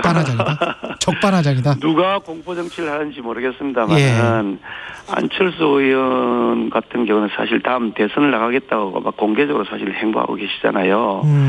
그런데 대선에 나가시겠다는 분들은 대체로 보면 공천 과정에서 사천을 하거나 낙하산 공천을 하거나 하는 사례들이 많이 왔는데 그 부분에 대해서 어떻게 할지에 대한 본인의 입장이 전혀 밝혀진 게 없는 것으로 제가 알고 있습니다. 오히려 그런 두려움들이 더 많다고 저는 인식하고 있습니다. 차기 대권 주제에 대한 두려움이 훨씬 더 많을 것이다. 이재호 국민의힘 상임고문은 초선 의원들 나경원 전 의원 그 대통령실과 불화가 있었을 때 비판 성명을 했는데 그게 이제 집단 린치다. 깡패 같은 짓이다. 정당사에 없던 일이다. 이렇게 아주 작심 비판을 했단 말이죠. 그 어떤 줄서기가 있는 것 아니냐. 대통령에 대한 이런 뉘앙스인 것 같아요. 어떻게 보십니까? 나경원 전 대표가 했던 발언 자체에 대해서는 굉장히 우리 당내 많은 의원들 사이에서 이거는 너무 선을 넘어도 한참 넘었다는 의견이 많이 있었던 것으로 제가 알고 있고요. 그런 의견들이 표출된 것인데 그 의견을 표출하는 것을 가지고서 뭐라 그러면 그럼 의견도 있어도 아무 말도 안 하고 가만히 입을 닫고 있으라는 뜻은 아니지 않습니까? 각자가 가지고 있는 여러 가지 시각을 뭐 이렇게 저렇게 말할 수는 있겠지만 어떤 분 한 분의 말씀을 가지고서 그게 뭐 옳으니 그러니 그렇게 제가 일일이 말씀드려야 될 이유가 없는 것 같습니다. 그 의원님은 1차에서 끝내겠다. 최강시사에서 지난번에 그렇게 말씀을 하셨던 걸로 제가 기억을 하는데요. 안철수 의원은 그렇게는 되지 않는다. 결선 투표까지 갈 것이다. 이렇게 지금 이야기를 하고 있거든요. 그 당내 그 상황, 당원들의 민심은 어떻게 분석하고 있는지도 궁금합니다. 선거에 나온 사람이 당연히 압도적으로 이긴다고 하지 내가 아슬아슬하게 이긴다고 하는 사람이 있나요? 그러니까 1차에서 과반 이상 가능성이. 당연히 1차에서 과반으로 당선되는 걸 목표로 삼아야지. 그럼 1차에서 과반 안 되는 걸 목표로 삼는 사람이 있나요? 그 대세가 이미 왔다라고 생각을 하세요? 이렇게 이미 대세가 왔기 때문에 어떤 밴드웨건 효과랄지 이 상황이 맞구나, 이게 대세구나 이러면서 이제 당원들이 승인하는 그 과정에 있다, 이렇게 지금 판단하십니까? 현장을 다녀보면 예. 당원들의 민심이 아주 피부로 와닿거든요. 예. 요즘도 계속해서 우리 당원들하고 간담회도 하고 또 질의응답하는 그런 과정도 거치고 있는데 절대적인 지지가 우리 당시민 김기현에게 모이겠다는 것이 현장에 느껴지고 있고요. 지금 여론조사 나오는 것은 국민의힘 지지층 이렇게 돼 있는데 근데 국민의힘 지지층이라고 해서 다 책임 당원인 분이 아니시기 때문에 그렇죠. 책임 당원들의 정서는 현장에서 더 피부로 제가 느끼고 있다, 그런 말씀은 드릴 수가 있습니다. 언론에서 나오는 거는 안철수 의원은 2030 수도권, 김기현 의원은 40대 이상 영남권, 이렇게 지금 팽팽하게 맞선다, 이렇게 분석을 하고 있는데 이 분석이 맞습니까? 그 분석 틀렸죠. 아, 그 분석 틀렸습니까? 지난번에 1월달 지금 며칠 한 사이에 지금 한 3, 4일, 4월 사이에 쭉 여러 가지 여론조사 발표가 있었어요. 뉴시스 또 뉴데일리, 리얼미터, YTN 이렇게 여론조사 발표가 쭉 있어 왔는데요. 그 뉴시스 여론조사도 보니까 그 서울에서 제가 한 10%포인트 이상 안철수가 더 많이 나오더라고요. 아, 그렇군요. 예, 그리고 인천 경기에서도 제가 한 10%포인트 더 많이 나오고요. 예. 그리고 그 최근에 며칠 전에 나왔던 거죠. YTN. 거기도 보니까 서울 지지도가 제가 한 8%포인트 더 높더라고요. 안철수 후보보다요. 예. 그러니까 그렇게 지금 막연한 근거 없이 막연한 얘기를 하지는 아니다. 데이터는 그렇지 않다는 것을 명확하게 증명해주고 있다, 이렇게 말씀드립니다. 유승민 전 의원은 나올까요? 어떻게 보십니까? 이게 판세에 영향을 미칩니까? 글쎄요, 제가 유승민 대표의 마음속에 들어가 있지 않아서 제가 어떻게 추측하듯이 그렇게 얘기할 일은 아닌 것 같습니다. 본인이 여러 가지 심사숙고하고 계시지 않겠습니까? 그러니까 안철수 의원은 본인도 윤 대통령과 관계가 좋다라고 주장을 하면서 윤심 플러스 나경원 플러스 유승민을 합친 게 안철수다, 이렇게 지금 주장을 하고 있는데, 그러니까 윤 대통령하고 마음을 잘 맞추시겠다고 하니까 감사한 일이죠. 대통령하고 척지고 그렇게 해서는 안 된다고 생각하는데, 과연 윤 대통령하고 가장 잘 호흡을 맞출 수 있는 사람이 누구인지 보면 뻔히 잘 아시지 않습니까? 그러니까 그 점에 대해서는 당원들이 잘 판단하실 것이라고 보고 있고요. 저야말로 외연 확장성이 더 높은 사람이고, 수도권에서도 보니까 제 지지율이 더 높다는 통계가 여론조사에서 나오고 있던데 뭘 근거로 수도권의 강점이라는지도 잘 모르겠습니다만 말씀하시는 것은 다 각자의 주장이니까 객관적 데이터를 놓고서 승부해보자, 그렇게 말씀드리고 싶네요. 이게 김장연대라고 언론에서 이름 붙인 것은 이게 계속 유지가 되고 있는 건가요? 제가 여러 차례 말씀드렸는데요. 밥을 먹는데 김장도 있어야죠. 아니, 김치 없이 우리나라 밥상이 제대로 차려지나요? 그런데 김치만 갖고 밥 먹는 게 아니잖아요. 김장도 필요하고요. 또 거기에 또 된장찌개도 필요하고요.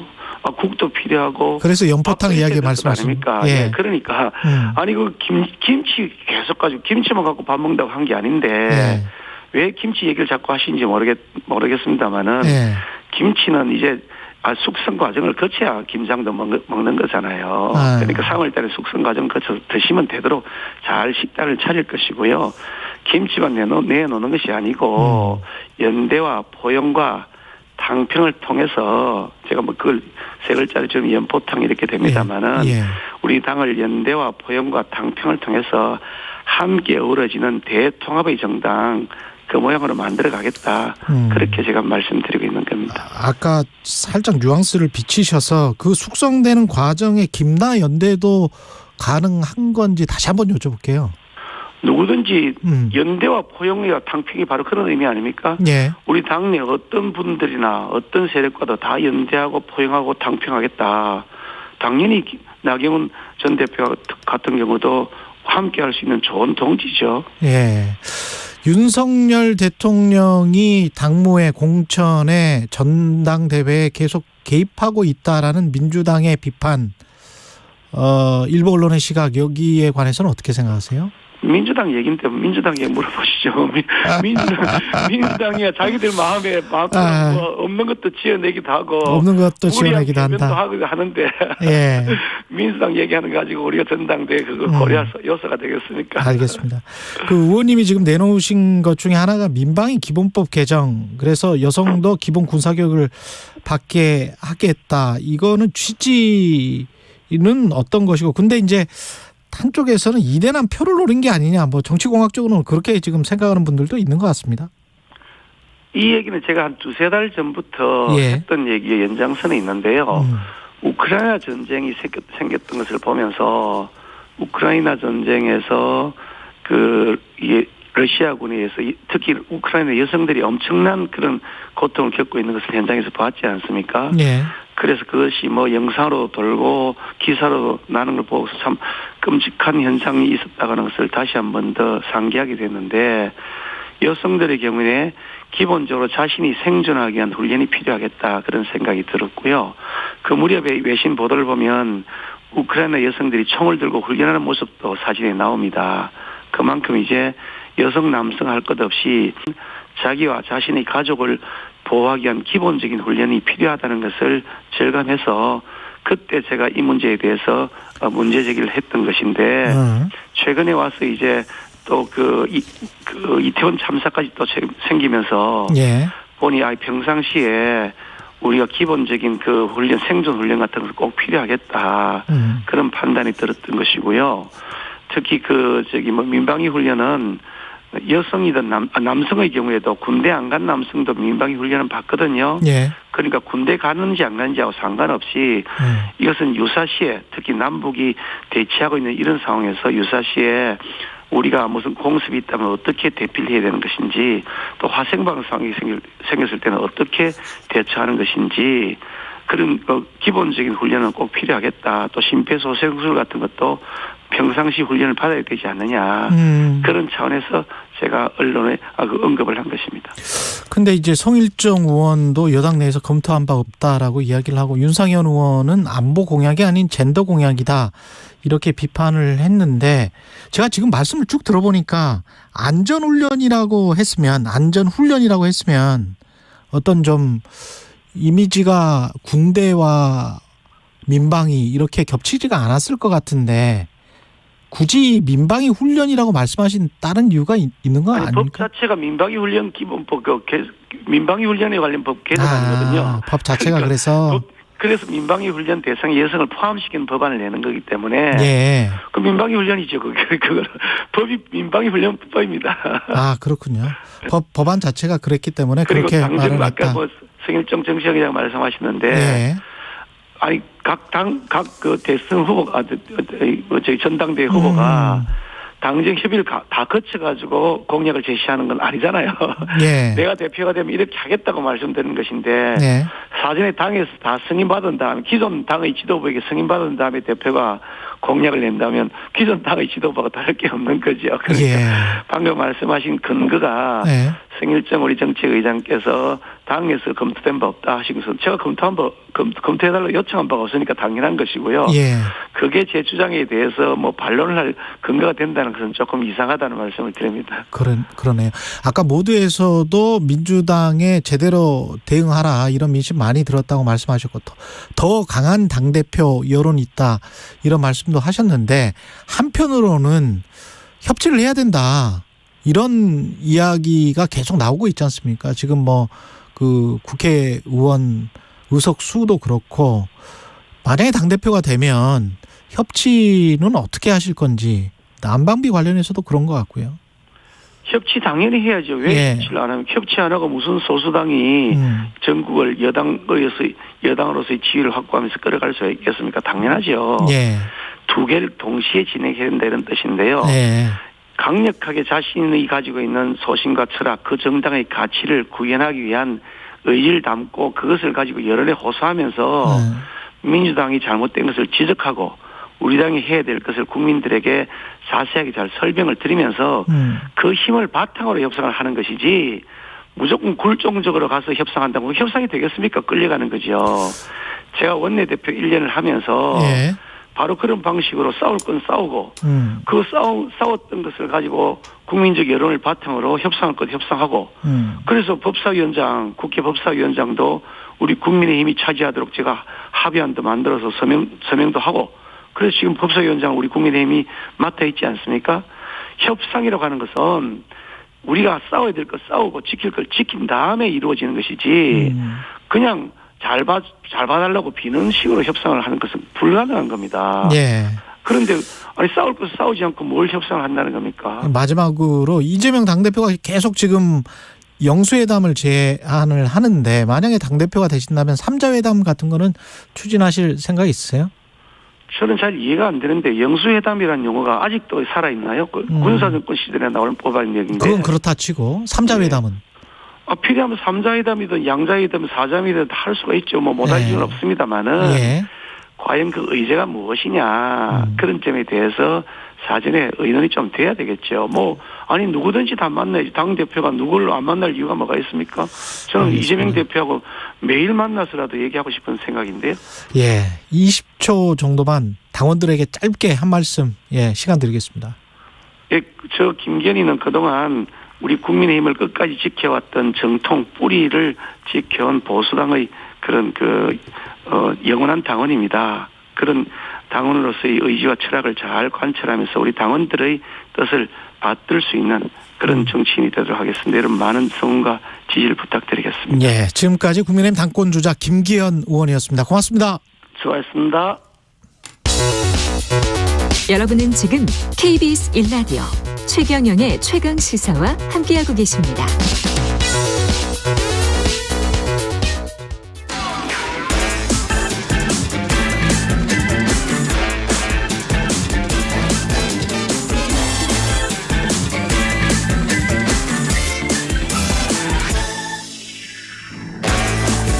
네, 한 번 더 뉴스 시간입니다. 한국경제신문 최영찬 기자와 함께하겠습니다. 안녕하십니까? 안녕하세요. 예, 실내 마스크 의무 해제 D-4. 예, 1월 30일, 오늘이 1월 26일. 드디어 해방이 되는 겁니까? 네, 그렇게 보시면 될 것 같긴 한데 꼭 모든 곳에서 다 허용되는 건 아닙니다. 모든 곳은 아니다. 예. 그러니까 기본적으로 실내 마스크 착용 의무가 권고로 전환되는 것이어서 이 예외로 명시된 일부 시설을 제외한 장소에서는 이제 좀 자율적으로 결정할 수 있긴 한데요. 안 되는 곳 먼저 말씀드릴게요. 감염 취약 시설, 의료기관, 약국 그리고 대중교통수단 이런 곳에서는 착용을 해야 되는데 감염 취약 시설이라 하면은 요양병원이나 장기 요양기관, 정신건강증진시설 그리고 장애인 복지시설이 들어가고 대중교통으로는 이제 시내버스, 철도, 지하철 같은 도시철도, 여객선, 전세버스, 택시, 항공기가 포함되고요. 되는 곳은 이제 식당, 카페, 대형마트, 백화점, 심지어 경로당이나 노인복지관도 되긴 합니다. 그리고 학교와 유치원도 당연히 들어가고요. 어린이집도 이제 가능합니다. 참고로 유치원이나 학교 통학 차량이 있는데 이거는 전세버스에 해당되기 때문에 마스크 착용 의무가 유지됩니다. 지하철역 안에서 지하철을 기다리고 있을 때는 어떻게? 야, 이거 좀 난해한데요. 이게 대중교통에 탑승 중인 경우에만 실내 마스크 착용 의무가 그렇게 돼 있어요? 되거든요. 네, 대중교통에 탑승 중인 경우만. 네, 그래서 버스를 지하철역 기다리고 있을 때는 하지 않아도 되네. 네, 지하철 기다리고 지하철도? 있을 때도 마찬가지입니다. 마찬가지로. 네, 그러니까 소위 말하는 플랫폼에 있을 때는 승강장에 있을 때는 쓰지 않아도 되는데 이제 탑승하는 순간 써야 되는 거죠. 사람들이 눈치 줄 것 같은데.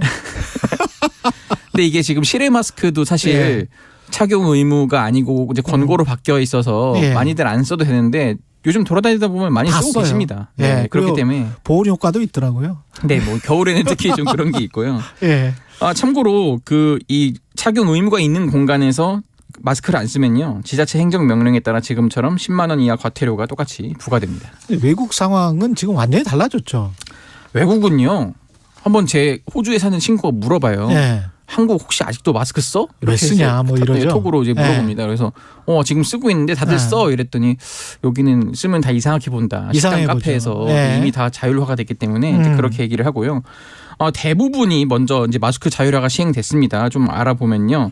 OECD 국가 중에서 우리처럼 그 마스크 실내에서 강제 착용하는 나라는 대만뿐입니다. 예. 이집트는 별도 조치가 없지만은 마스크를 쓰지 않아도 별다른 단속을 하지 않는 상태입니다.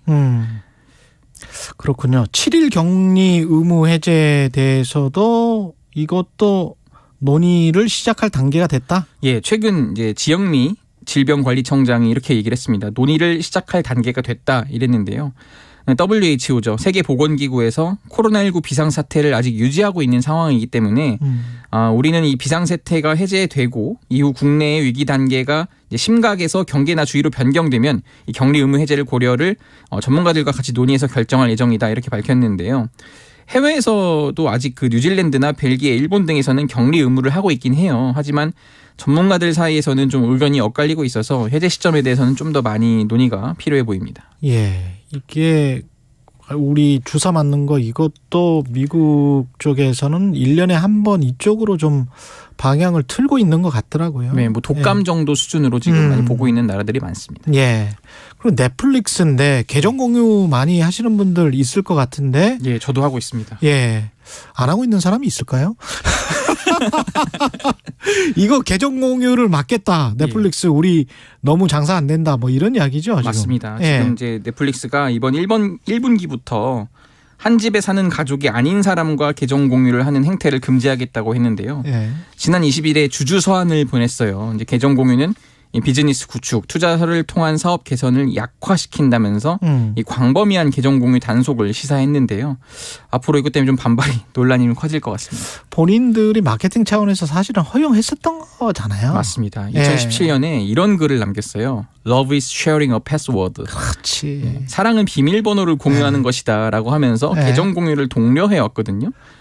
다 이제 빠져들게 한 다음에 락을 걸어버리는 거예요. 그렇습니다. 문을 잠그는 거죠. 이게 통상적인 마케팅 기술인데 통신사들이나 플랫폼 업체들이 하는 전형적인 그런 길로 가고 있는데요. 그러니까 지금 우리나라 요금제를 보면은 제일 비싼 그 17,000원짜리 요금제를 쓰면은 그 4명이 동시에 접속을 할 수 있어요. 그러니까 인당 한 4,250원 정도 한 달에 내는 거잖아요.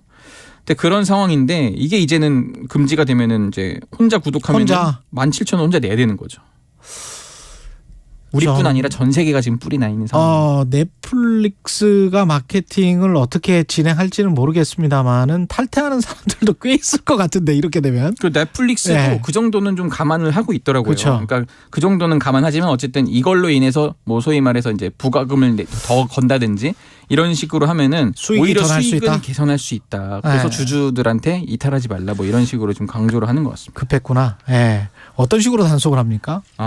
지금 이 작년 3월부터 칠레 같은 이제 일부 남미 국가에서 시범적으로 운영한 바 있는데요. 그러니까 이제 그 로그인한 디바이스의 IP 주소나 뭐 디바이스 아이디 계정 활동 정보를 사용한다는 거예요. 예.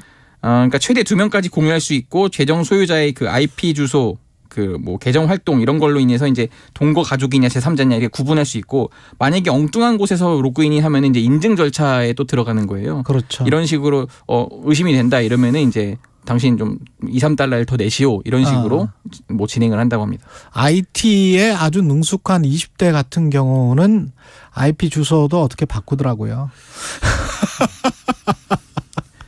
예, 제가 길게 설명을 안 하겠습니다. 근데 아직 구체적으로 뭐 우리가 계정 공유 시 과금 방식이나 액수를 어떻게 하겠다 이렇게 밝히진 않아서 일단 작년 사례로 추정만 하는 정도라 이게 아마 또 여론을 살피면서 움직일 것 같습니다. 9581님이 고객 모집할 때는 간이고 쓸개고 다 줄 것처럼 하더니 이젠 나 몰라라. 조금 화나네요. 소비자들 이탈 조짐이 좀 있죠. 예, 지금 그 작년에 정보통신정책연구원 설문조사에 따르면은 이 본인 명의로 넷플릭스 구독하는 이용자 120명 가운데 42.5%가 계정 공유에 추가 비용을 낸다면 구독을 취소하겠다고 했어요. 그래서 이 추가 비용을 내겠다는 이용자가 24%에 그치기 때문에 실제로 그 제가 이렇게 남미 사례 소개했을 때도 꽤 많이 좀 구독 취소가 있었거든요. 그런데도 뭐 이렇게 하는 게 더 돈이 된다니까 밀어붙이는 것 같습니다. H손님은 의지의 한국인들은 또 우회하는 방법을 찾아낼 것 같습니다. 이렇게 희망적인 메시지인가요? 한국경제신문의 최영찬 기자였습니다. 고맙습니다. 감사합니다. KBS 1라디오 최경영의 최강시사 2부는 여기까지고요. 잠시 후 3부 젊은 토론 준비되어 있습니다.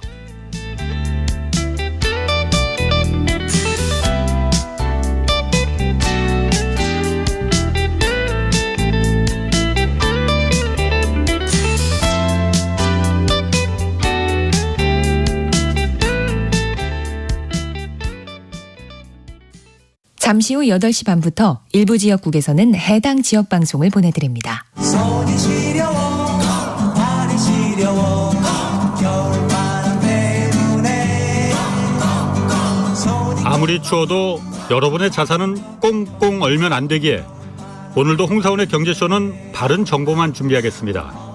오후 4시 5분 홍사원의 경제쇼 꼭 기억해 주세요.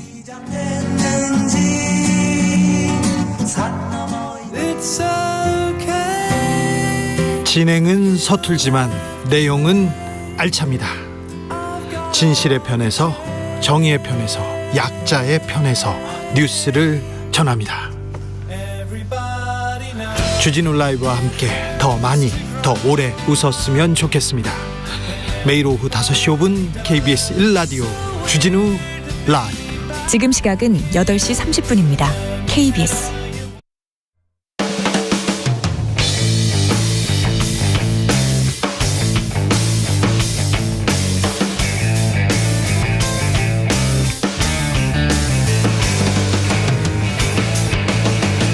최경영의 최강 시사.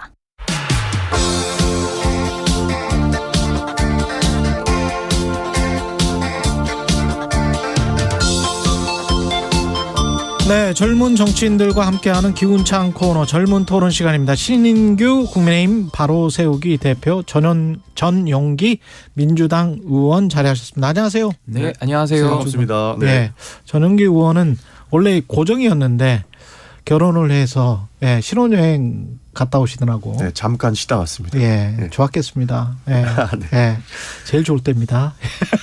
부럽습니다. 부럽습니다. 이현주 전 의원이 지금 상황, 나경원 전 의원이 불출마를 선언하고 전당대회가 이제 끝났다, 김기현 대표가 된다, 뭐 이런 식으로 이야기를 하던데.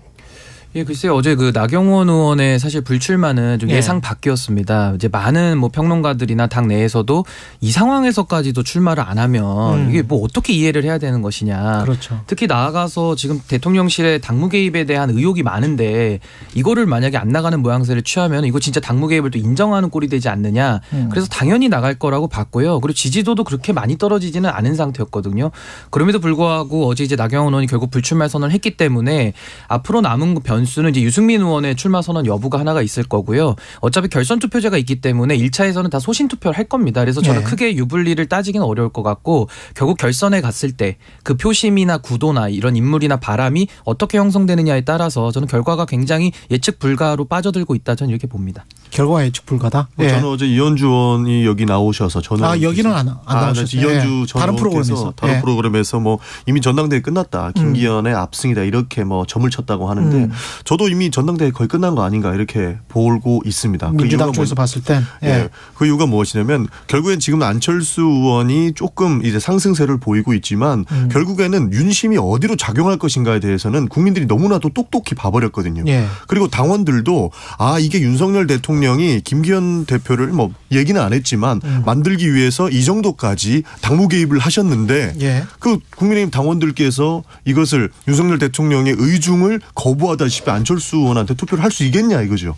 그래서 저는 이거 김기현 의원한테 결국에는 표심이 몰려서 당선이 되지 않을까, 저는 그렇게 보고 있습니다. 변수가 유승민 전 의원이 변수가 될까요? 출마할까요, 안 할까요? 뭐 마지막까지 이제 고심이 되게 깊으실 거라고 저는 생각을 합니다. 근데 이제 구도가 이렇게 짜지면요, 이제 친윤과 반윤 구도로 이제 쉽게 말하면 되어버린 거거든요. 나경원 의원이 그 구도까지는 만들고 지금 링 아래로 내려가신 거예요. 근데 저는 사실 국민의힘 당원들에 대해서 좀 어떻게 평가하시는지 잘 모르겠는데 2021년도에 대선이라는 그 위기를 앞두고서는 원외의 30대 당대표로 만들어버린 그런 좀 역동적인 정당이거든요. 지금은 그렇죠. 당원 분포가 그때보다 더 자유분방해졌습니다. 그렇기 때문에 저는 당원들의 표심을 뭐 당무 개입 자체는 잘못이지만은 그렇다고 해서 당이 장악될 수는 전 없다고 생각하거든요. 그리고 당원들이 지금 2배 내지 3배가 늘어난 통계들이 나오고 있기 때문에 저는 이거 결선 투표제를 소위 말하는 윤핵관 그룹에서는 반유승민, 반유를 막기 위해서 도입한 제도인데 전 자신들이 만든 덫에 자신들이 걸리는 지금 이런 상황이 올 수가 있다. 그 결선 투표제가 저는 굉장한 변수로 작용할 것이다, 저는 이렇게 봅니다. 당원들이 무조건 윤심을 따르지는 않을 것이다. 아니요, 당원들뿐만 아니라요. 당협위원장들만 봐도요. 수도권 수도권에 존재하는 당협위원장들이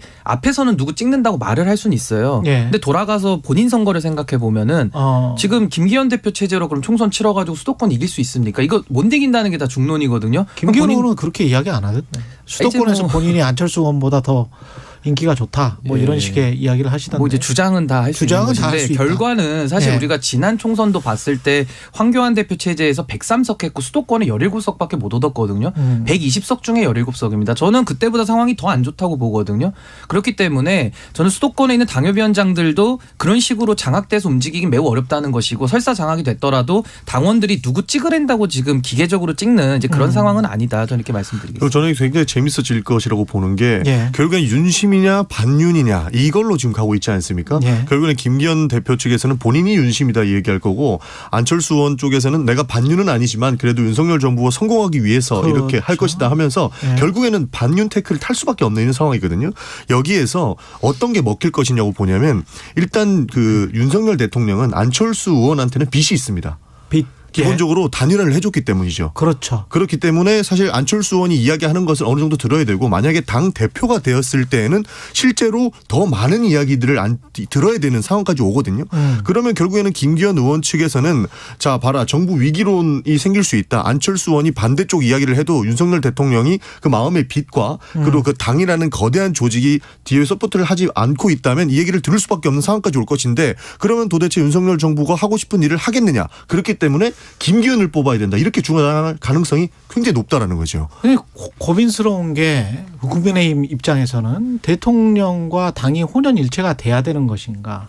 물론 뭐 구심력이 있어야 되는 것도 사실입니다만은 잘못하면은 중도 확장이나 이런 것들이 필요할 때 뭔가 힘을 발휘하지 못하는 거 아닌가 이런 고민은 많이 들 것 같아요. 그러니까 지금 앵커께서 말씀하신 것이 이제 건강한 당청 관계, 과거로 좀 당청 관계, 지금 이제 당대 관계라고 할 텐데 이 대통령실과 당이라는 것이 한 몸으로서 열심히 한 뜻이 되어서 일을 해야 된다라는 것은 결국 국민들을 위한 거 아니겠습니까? 그렇죠. 근데 지금 국민들이 배제된 채 마치 정당이라는 조직이 자율성을 띠는 게 핵심인데 지금 대통령실에 완전히 종속된 듯한 심지어 당의 대표를 뽑는데 그 대표에 대해서도 나경원 의원의 출마 여부부터 해가지고 그 전으로 앞서 나가면은 룰을 바꿔가지고 또 민심 1등 후보를 사실상 못 나오도록 이런 식으로 막아놓지 않았습니까?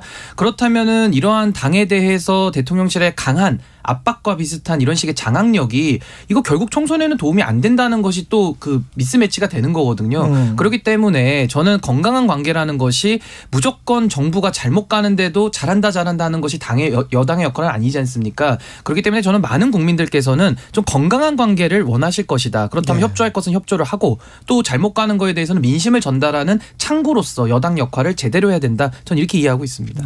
참 그래서 어려운 부분이죠. 방금 심규 대표님 말씀처럼만 되면은 대한민국 정말 성공할 수 있을 겁니다. 그런데 이미 대통령실에서는 이미 당무 개입을 너무 진하게 해버렸어요. 이번에. 사실 그 나경원 대표를 해임까지는 안 했어야 됐다고 봅니다. 그러니까 자연스럽게 본인들이 경쟁을 해서 윤석열 정부가 성공할 수 있게끔 정확하게 균형 잡힌 견제와 그다음에 지원이 필요한 상황이었는데 이미 대통령실에서는 나경원 대표를 해임하면서 반윤 구도를 만들어버린 거거든요. 대통령실이 만들었다. 그렇죠. 그렇기 때문에 이 사안이 굉장히 좀 큰 사안으로 범질 수 있는 거고 당과 정부의 관계가 너무나도 밀접하고 뗄래야 뗄 수 없는 상황까지 본인들이 만들었다. 저는 그렇게 보고 있습니다. 저는 그 부분이 총선에 굉장히 악영향이 있을 거고 전 이번 국면에서 상당히 잘못됐던 것이 말씀하신 대로 저는 김대기 실장이 그 마지막 입장을 표명하면서 마치 궁예의 관심법처럼 네 죄를 네가 알 것이다. 그러니까 이런 식의 입장을 냈거든요.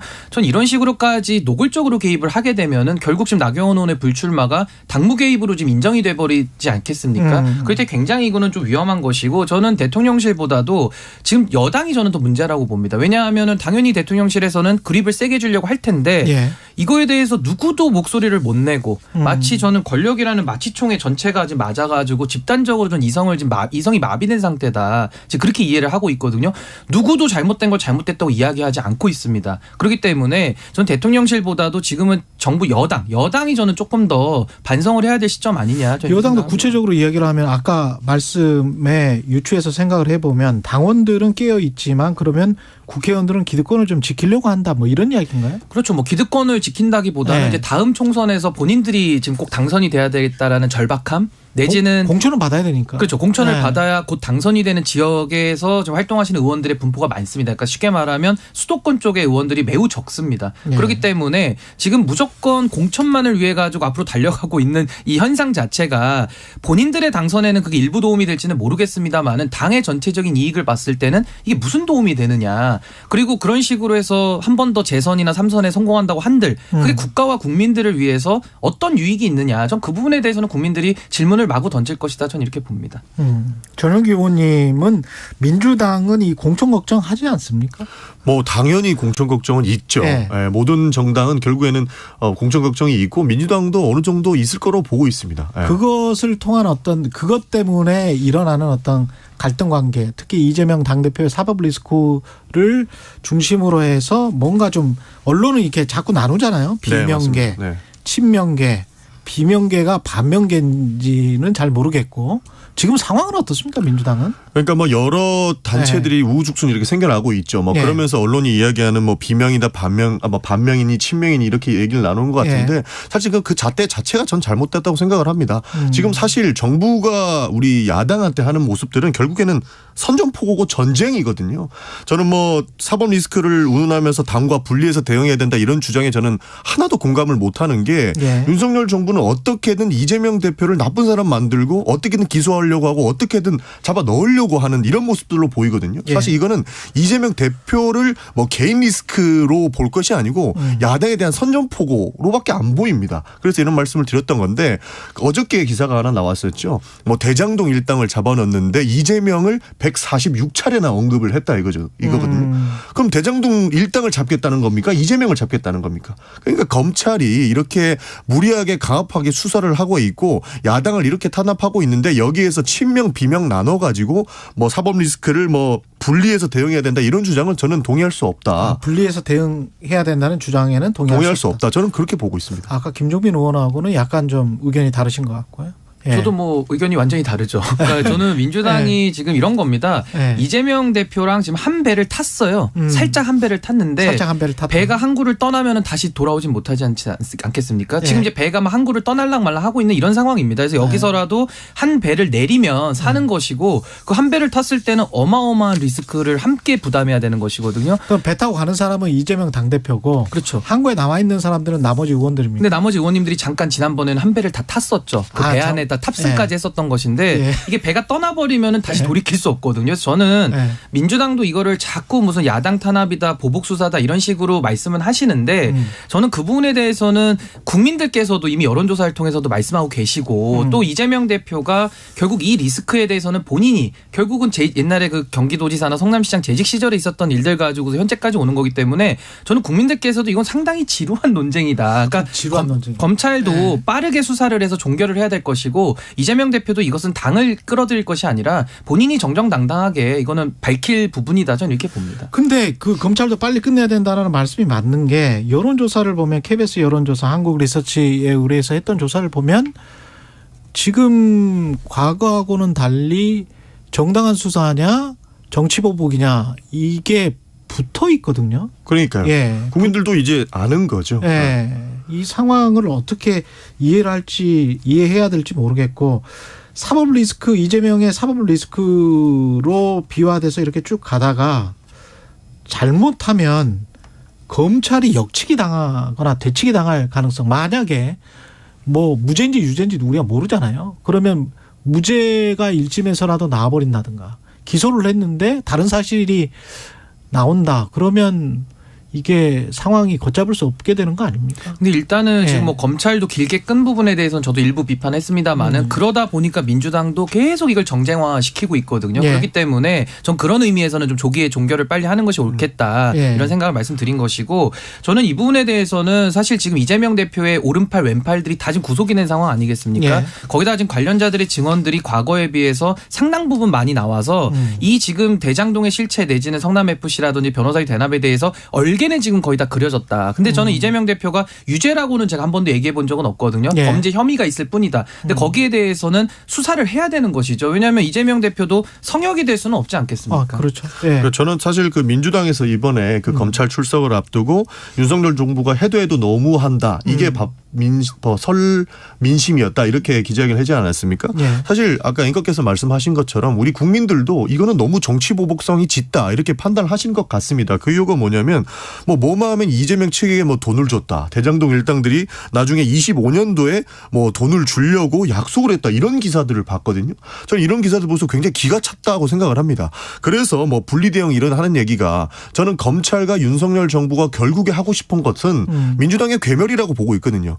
만약에 이재명의 개인 비리로만 끝난다고 해서 다른 민주당 인사들 수사 안 한다는 보장이 있습니까? 사실 이런 보장 이야기는 어떻게든 민주당의 인사를 향한 이런 수사는 지속적으로 인용될 거라고 보고 있고 자기 측근인 김건희 여사 주가 조작은 왜 수사 안 합니까?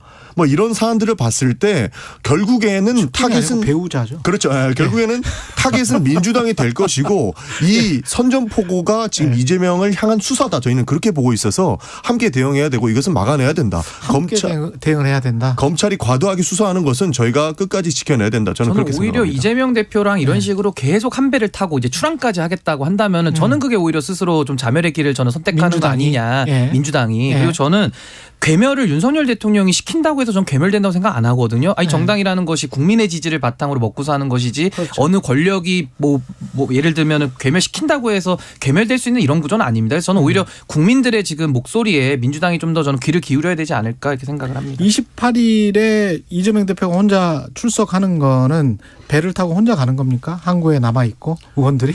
그러니까 대표께서는 혼자 가겠다. 지난번처럼 이렇게 다 같이 가는 그림은 좀 바람직하지 않은 것 같다라고 판단하신 것 같습니다. 왜냐하면 국민들께서 봤을 때는 그 비당원 국민들께서는 사법 리스크로 기소가 되면은 이렇게 대표직을 사퇴를 해야 된다 이렇게 말씀하시고 있지 않습니까? 그런 측면에서 어느 정도 리스크 관리를 하는 것이기 때문에 저는 혼자 가시는 게 혼자 출항하신다 이런 뜻은 아닙니다. 저희는 든든하게 뒤에서 있을 것이라고 말씀드리고 그러니까 저도 싶습니다. 그게 더 잘한 선택이라고 보는데 이렇게 됐을 때는 첫 번째 때와 이제 또 입장이 바뀌었다라는 비판은 또 따라올 겁니다. 첫 번째에서는 당이 다 대응을 하다가 이제 또 개인이 대응하니까 왜 입장을 바꾸느냐 이럴 텐데 저는 그래도 그게 국민들을 위해서는 더 옳은 선택이다 이렇게 봅니다. 나경원 전 의원의 불출마 선언문을 곰곰이 보다가 이 대목은 좀 이상하긴 했어요. 질서정연한 무기력함보다는 무질서한 생명력이 필요하다. 그러면 현재는 질서정연한 무기력함이다라고 규정하는 것 같고 나는 진짜 엄마다. 솔로몬 왕의 지혜에서. 그럼 가짜 엄마는 누굴까요? 저는 사실 그 솔로몬 비유를 보면서 어떤 생각을 했냐면은 그 솔로몬의 재판은 그거 아니겠습니까? 그러니까 친엄마. 친엄마는 아이의 생명을 살려야 되기 때문에 양보를 한 것이고요. 그렇죠. 가짜 엄마는 아이를 죽여서 반으로 갈라서라도 나눠 갖자. 이렇게 얘기했기 때문에 그 교훈에서 핵심은 올바름을 택했다는 겁니다. 그 진짜 엄마는. 당을 살리는 길을 택하는 것이죠. 근데 저는 나경원 의원이 YS 대통령 묘소도 참배하고 영원히 사는 길을 택하겠다 이러면서 윤핵관들 막 비판도 하고 이러길래 저는 이분이 정당민주주의를 지키려고 하시는구나 이렇게 생각을 하고 있었어요. 근데 갑자기 출마 여부 기자회견을 한다는 것도 생소했고 용감한 불출마 이렇게 얘기하면서 아니 불출마하는데 무슨 이렇게 용기가 필요합니까? 불출마는 그냥 안 하면 안 하는 거지. 이건 비겁한 자신을 좀 포장하기 위한 저는 좀 과도한 좀 액션이다 이렇게 봤고요. 나경원 전 의원이 겁먹었다. 그러니까 그냥 불출마 심플하게 얘기하면 되지 그거를 용감하게 내려놓는다 이렇게까지 얘기하는 게 형용모순이다라는 느낌이 들었고 저는 결국은 솔로몬의 예에서는 올바름을 택했다라는 것인데 본인은 지금 올바름을 선택 안 해놓고서는 솔로몬의 진짜 엄마다 이렇게 비유를 하시니까 이거 국민들의 저는 큰 공감을 얻기는 어려운 비유였다 저는 이렇게 봅니다. 저는 겁먹었다고 생각합니다. 겁먹었다. 그러니까 더 이상 윤석열 대통령의 눈밖에 나지 않겠다는 것을 이건 만천하에 드러냈다고 생각을 합니다. 결국에는 사실 윤석열 대통령하고 척을 졌던 사람들은 모든 것을 다 잃고 떠나갔거든요. 기본적으로 문재인 정부에서는 조국 전 장관의 수사 그렇게 과도한 수사라고 비판받으면서도 결국에는 구속을 이뤄냈고 대법 판결까지 받아내지 않았습니까?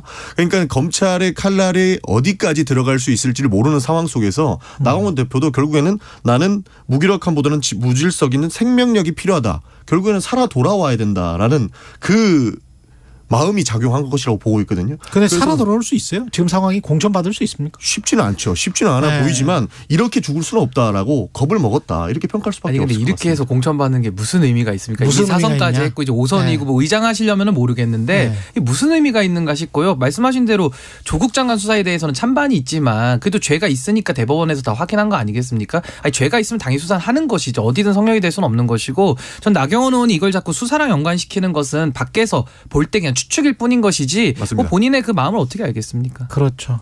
갑자기 레오나르도 디카프리오의 죽었다가 살아 돌아온 자 레버넌트였나?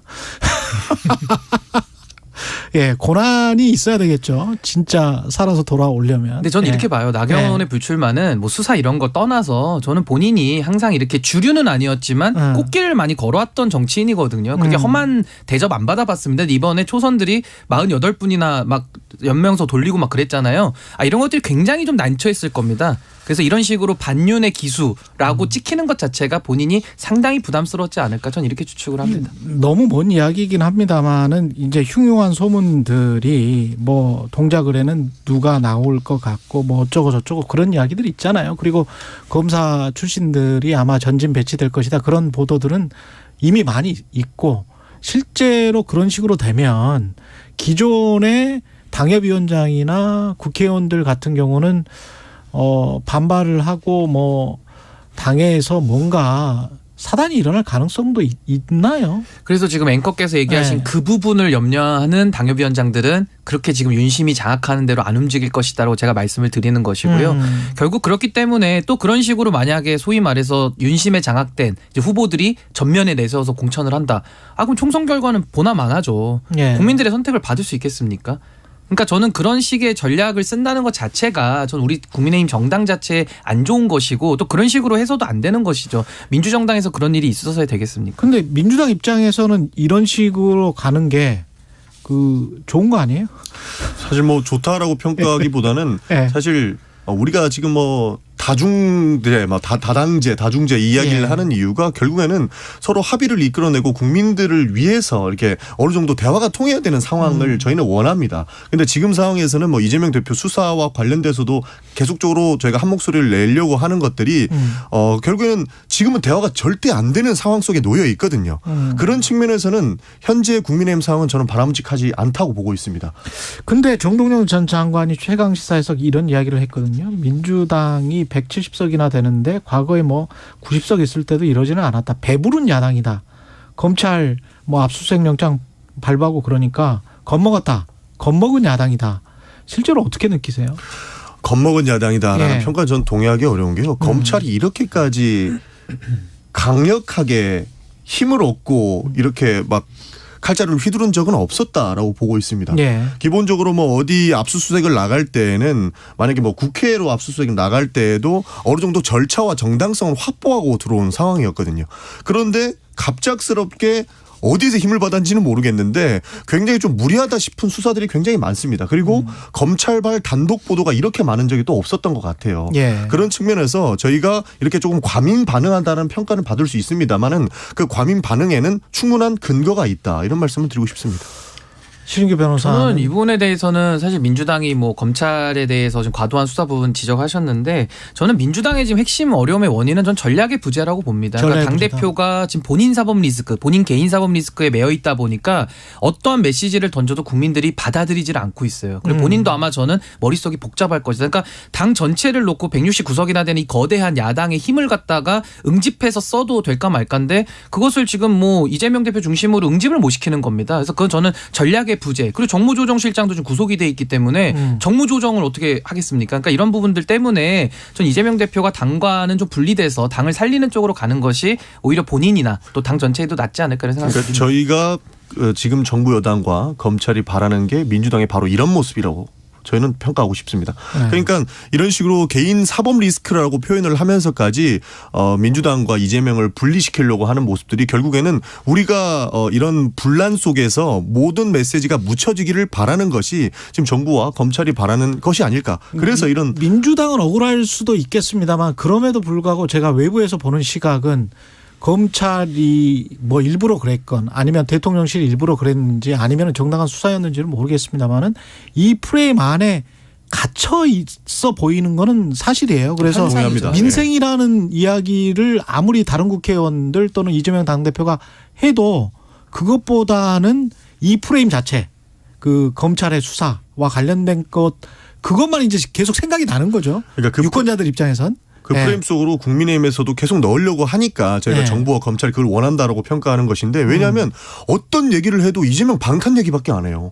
국회에서 회의를 하더라도 다른 이야기를 하고 있다가 갑자기 나와가지고 이재명 방탄 아니냐.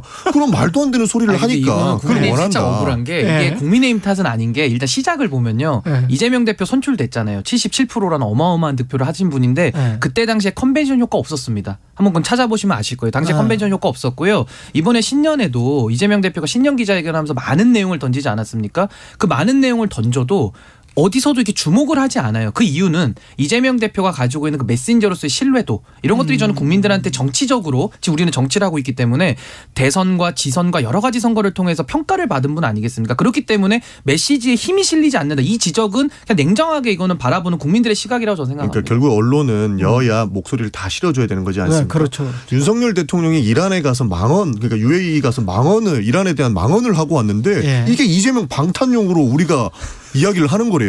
이런 게 무슨 대화를 하겠습니까? 그런 측면에서 이 프레임으로 넣으려고 하는 측면도 있다. 뭐 그런 면도 없진 않겠죠. 근데 이제 객관적인 평가는 그렇다는 겁니다. 그거는 망언입니까? 망언이죠. 이란은 UAE의 적이다 이렇게 얘기하는 건 망언이죠. 예, 그 대통령실 그리고 대통령이 외교 실수가 잦은 것은 정동영 전 장관은 이제 실력 부족, 경험 부족 이렇게 이야기를 하던데 실력은 갑자기 쌓을 수는 없는 거 아니에요? 그렇죠. 일단 사실 정치를 오래 했던 사람들이 가장 신뢰받는 부분은 여러 가지 생각들하고 여러 가지 이 목소리를 들어본 상황이라고 저는 생각을 하거든요. 그런데 대통령께서는 그래도 대통령으로서 있지만 정치인으로서의 삶은 되게 짧았다고 보고 있습니다. 그렇기 때문에 이 실력을 쌓을 수 있는 시간이 조금 부족하지 않았나 저는 그렇게 봅니다. 저는 뭐 대한민국 대통령이 그렇게 경험 많고 실력 많은 대통령은 저는 지금까지 역대 대통령도 다 없었다고 보고 다 초보입니다 사실은. 근데 저는 대통령에 대해서는 좀 보좌의 실패를 지적하지 않을 수 없습니다. 그러니까 대통령이 고집이 세고 만약에 말을 안 듣는다. 그럼 참모들은 가서 자기 자리 날아갈 걸 생각하고라도 직언을 해야 되는데 지금 직언하는 참모가 전혀 보이지 않는다. 전 이 부분에 지금 문제의 원인을 찾아야 된다. 이렇게 봅니다. 여기까지 듣겠습니다. 신인규 국민의힘 바로세우기 대표 그리고 전영기 민주당 의원이었습니다. 고맙습니다. 감사합니다. 네, 감사합니다. 그리고 아까 그 김기현 의원이 인터뷰에서 서울 지역에서 본인 지지율이 안철수 의원보다 앞선다 이런 여론조사를 이야기를 했는데요. 엠브레인 퍼블릭이 YTN 의뢰로 지난 22일부터 23일까지 국민의힘 차기 당대표 적합도 조사를 한 것 이것을 의미하는 것 같습니다. 서울에서는 김기현 의원이 25.5% 안철수 의원이 17.1% 맞네요. 예, 이렇게 조사가 됐고요. 자세한 내용은 중앙선거 여론조사 심의 홈페이지를 참조하시면 됩니다. 예, 두 분 고맙고요. 예, 감사합니다. 1월 26일 목요일 KBS 1라디오 최경영의 최강 시사였고 내일은 드디어 금요일이군요. 예, 저는 KBS 최경영 기자였습니다. 내일 아침 7시 20분에 다시 돌아오겠습니다. 고맙습니다.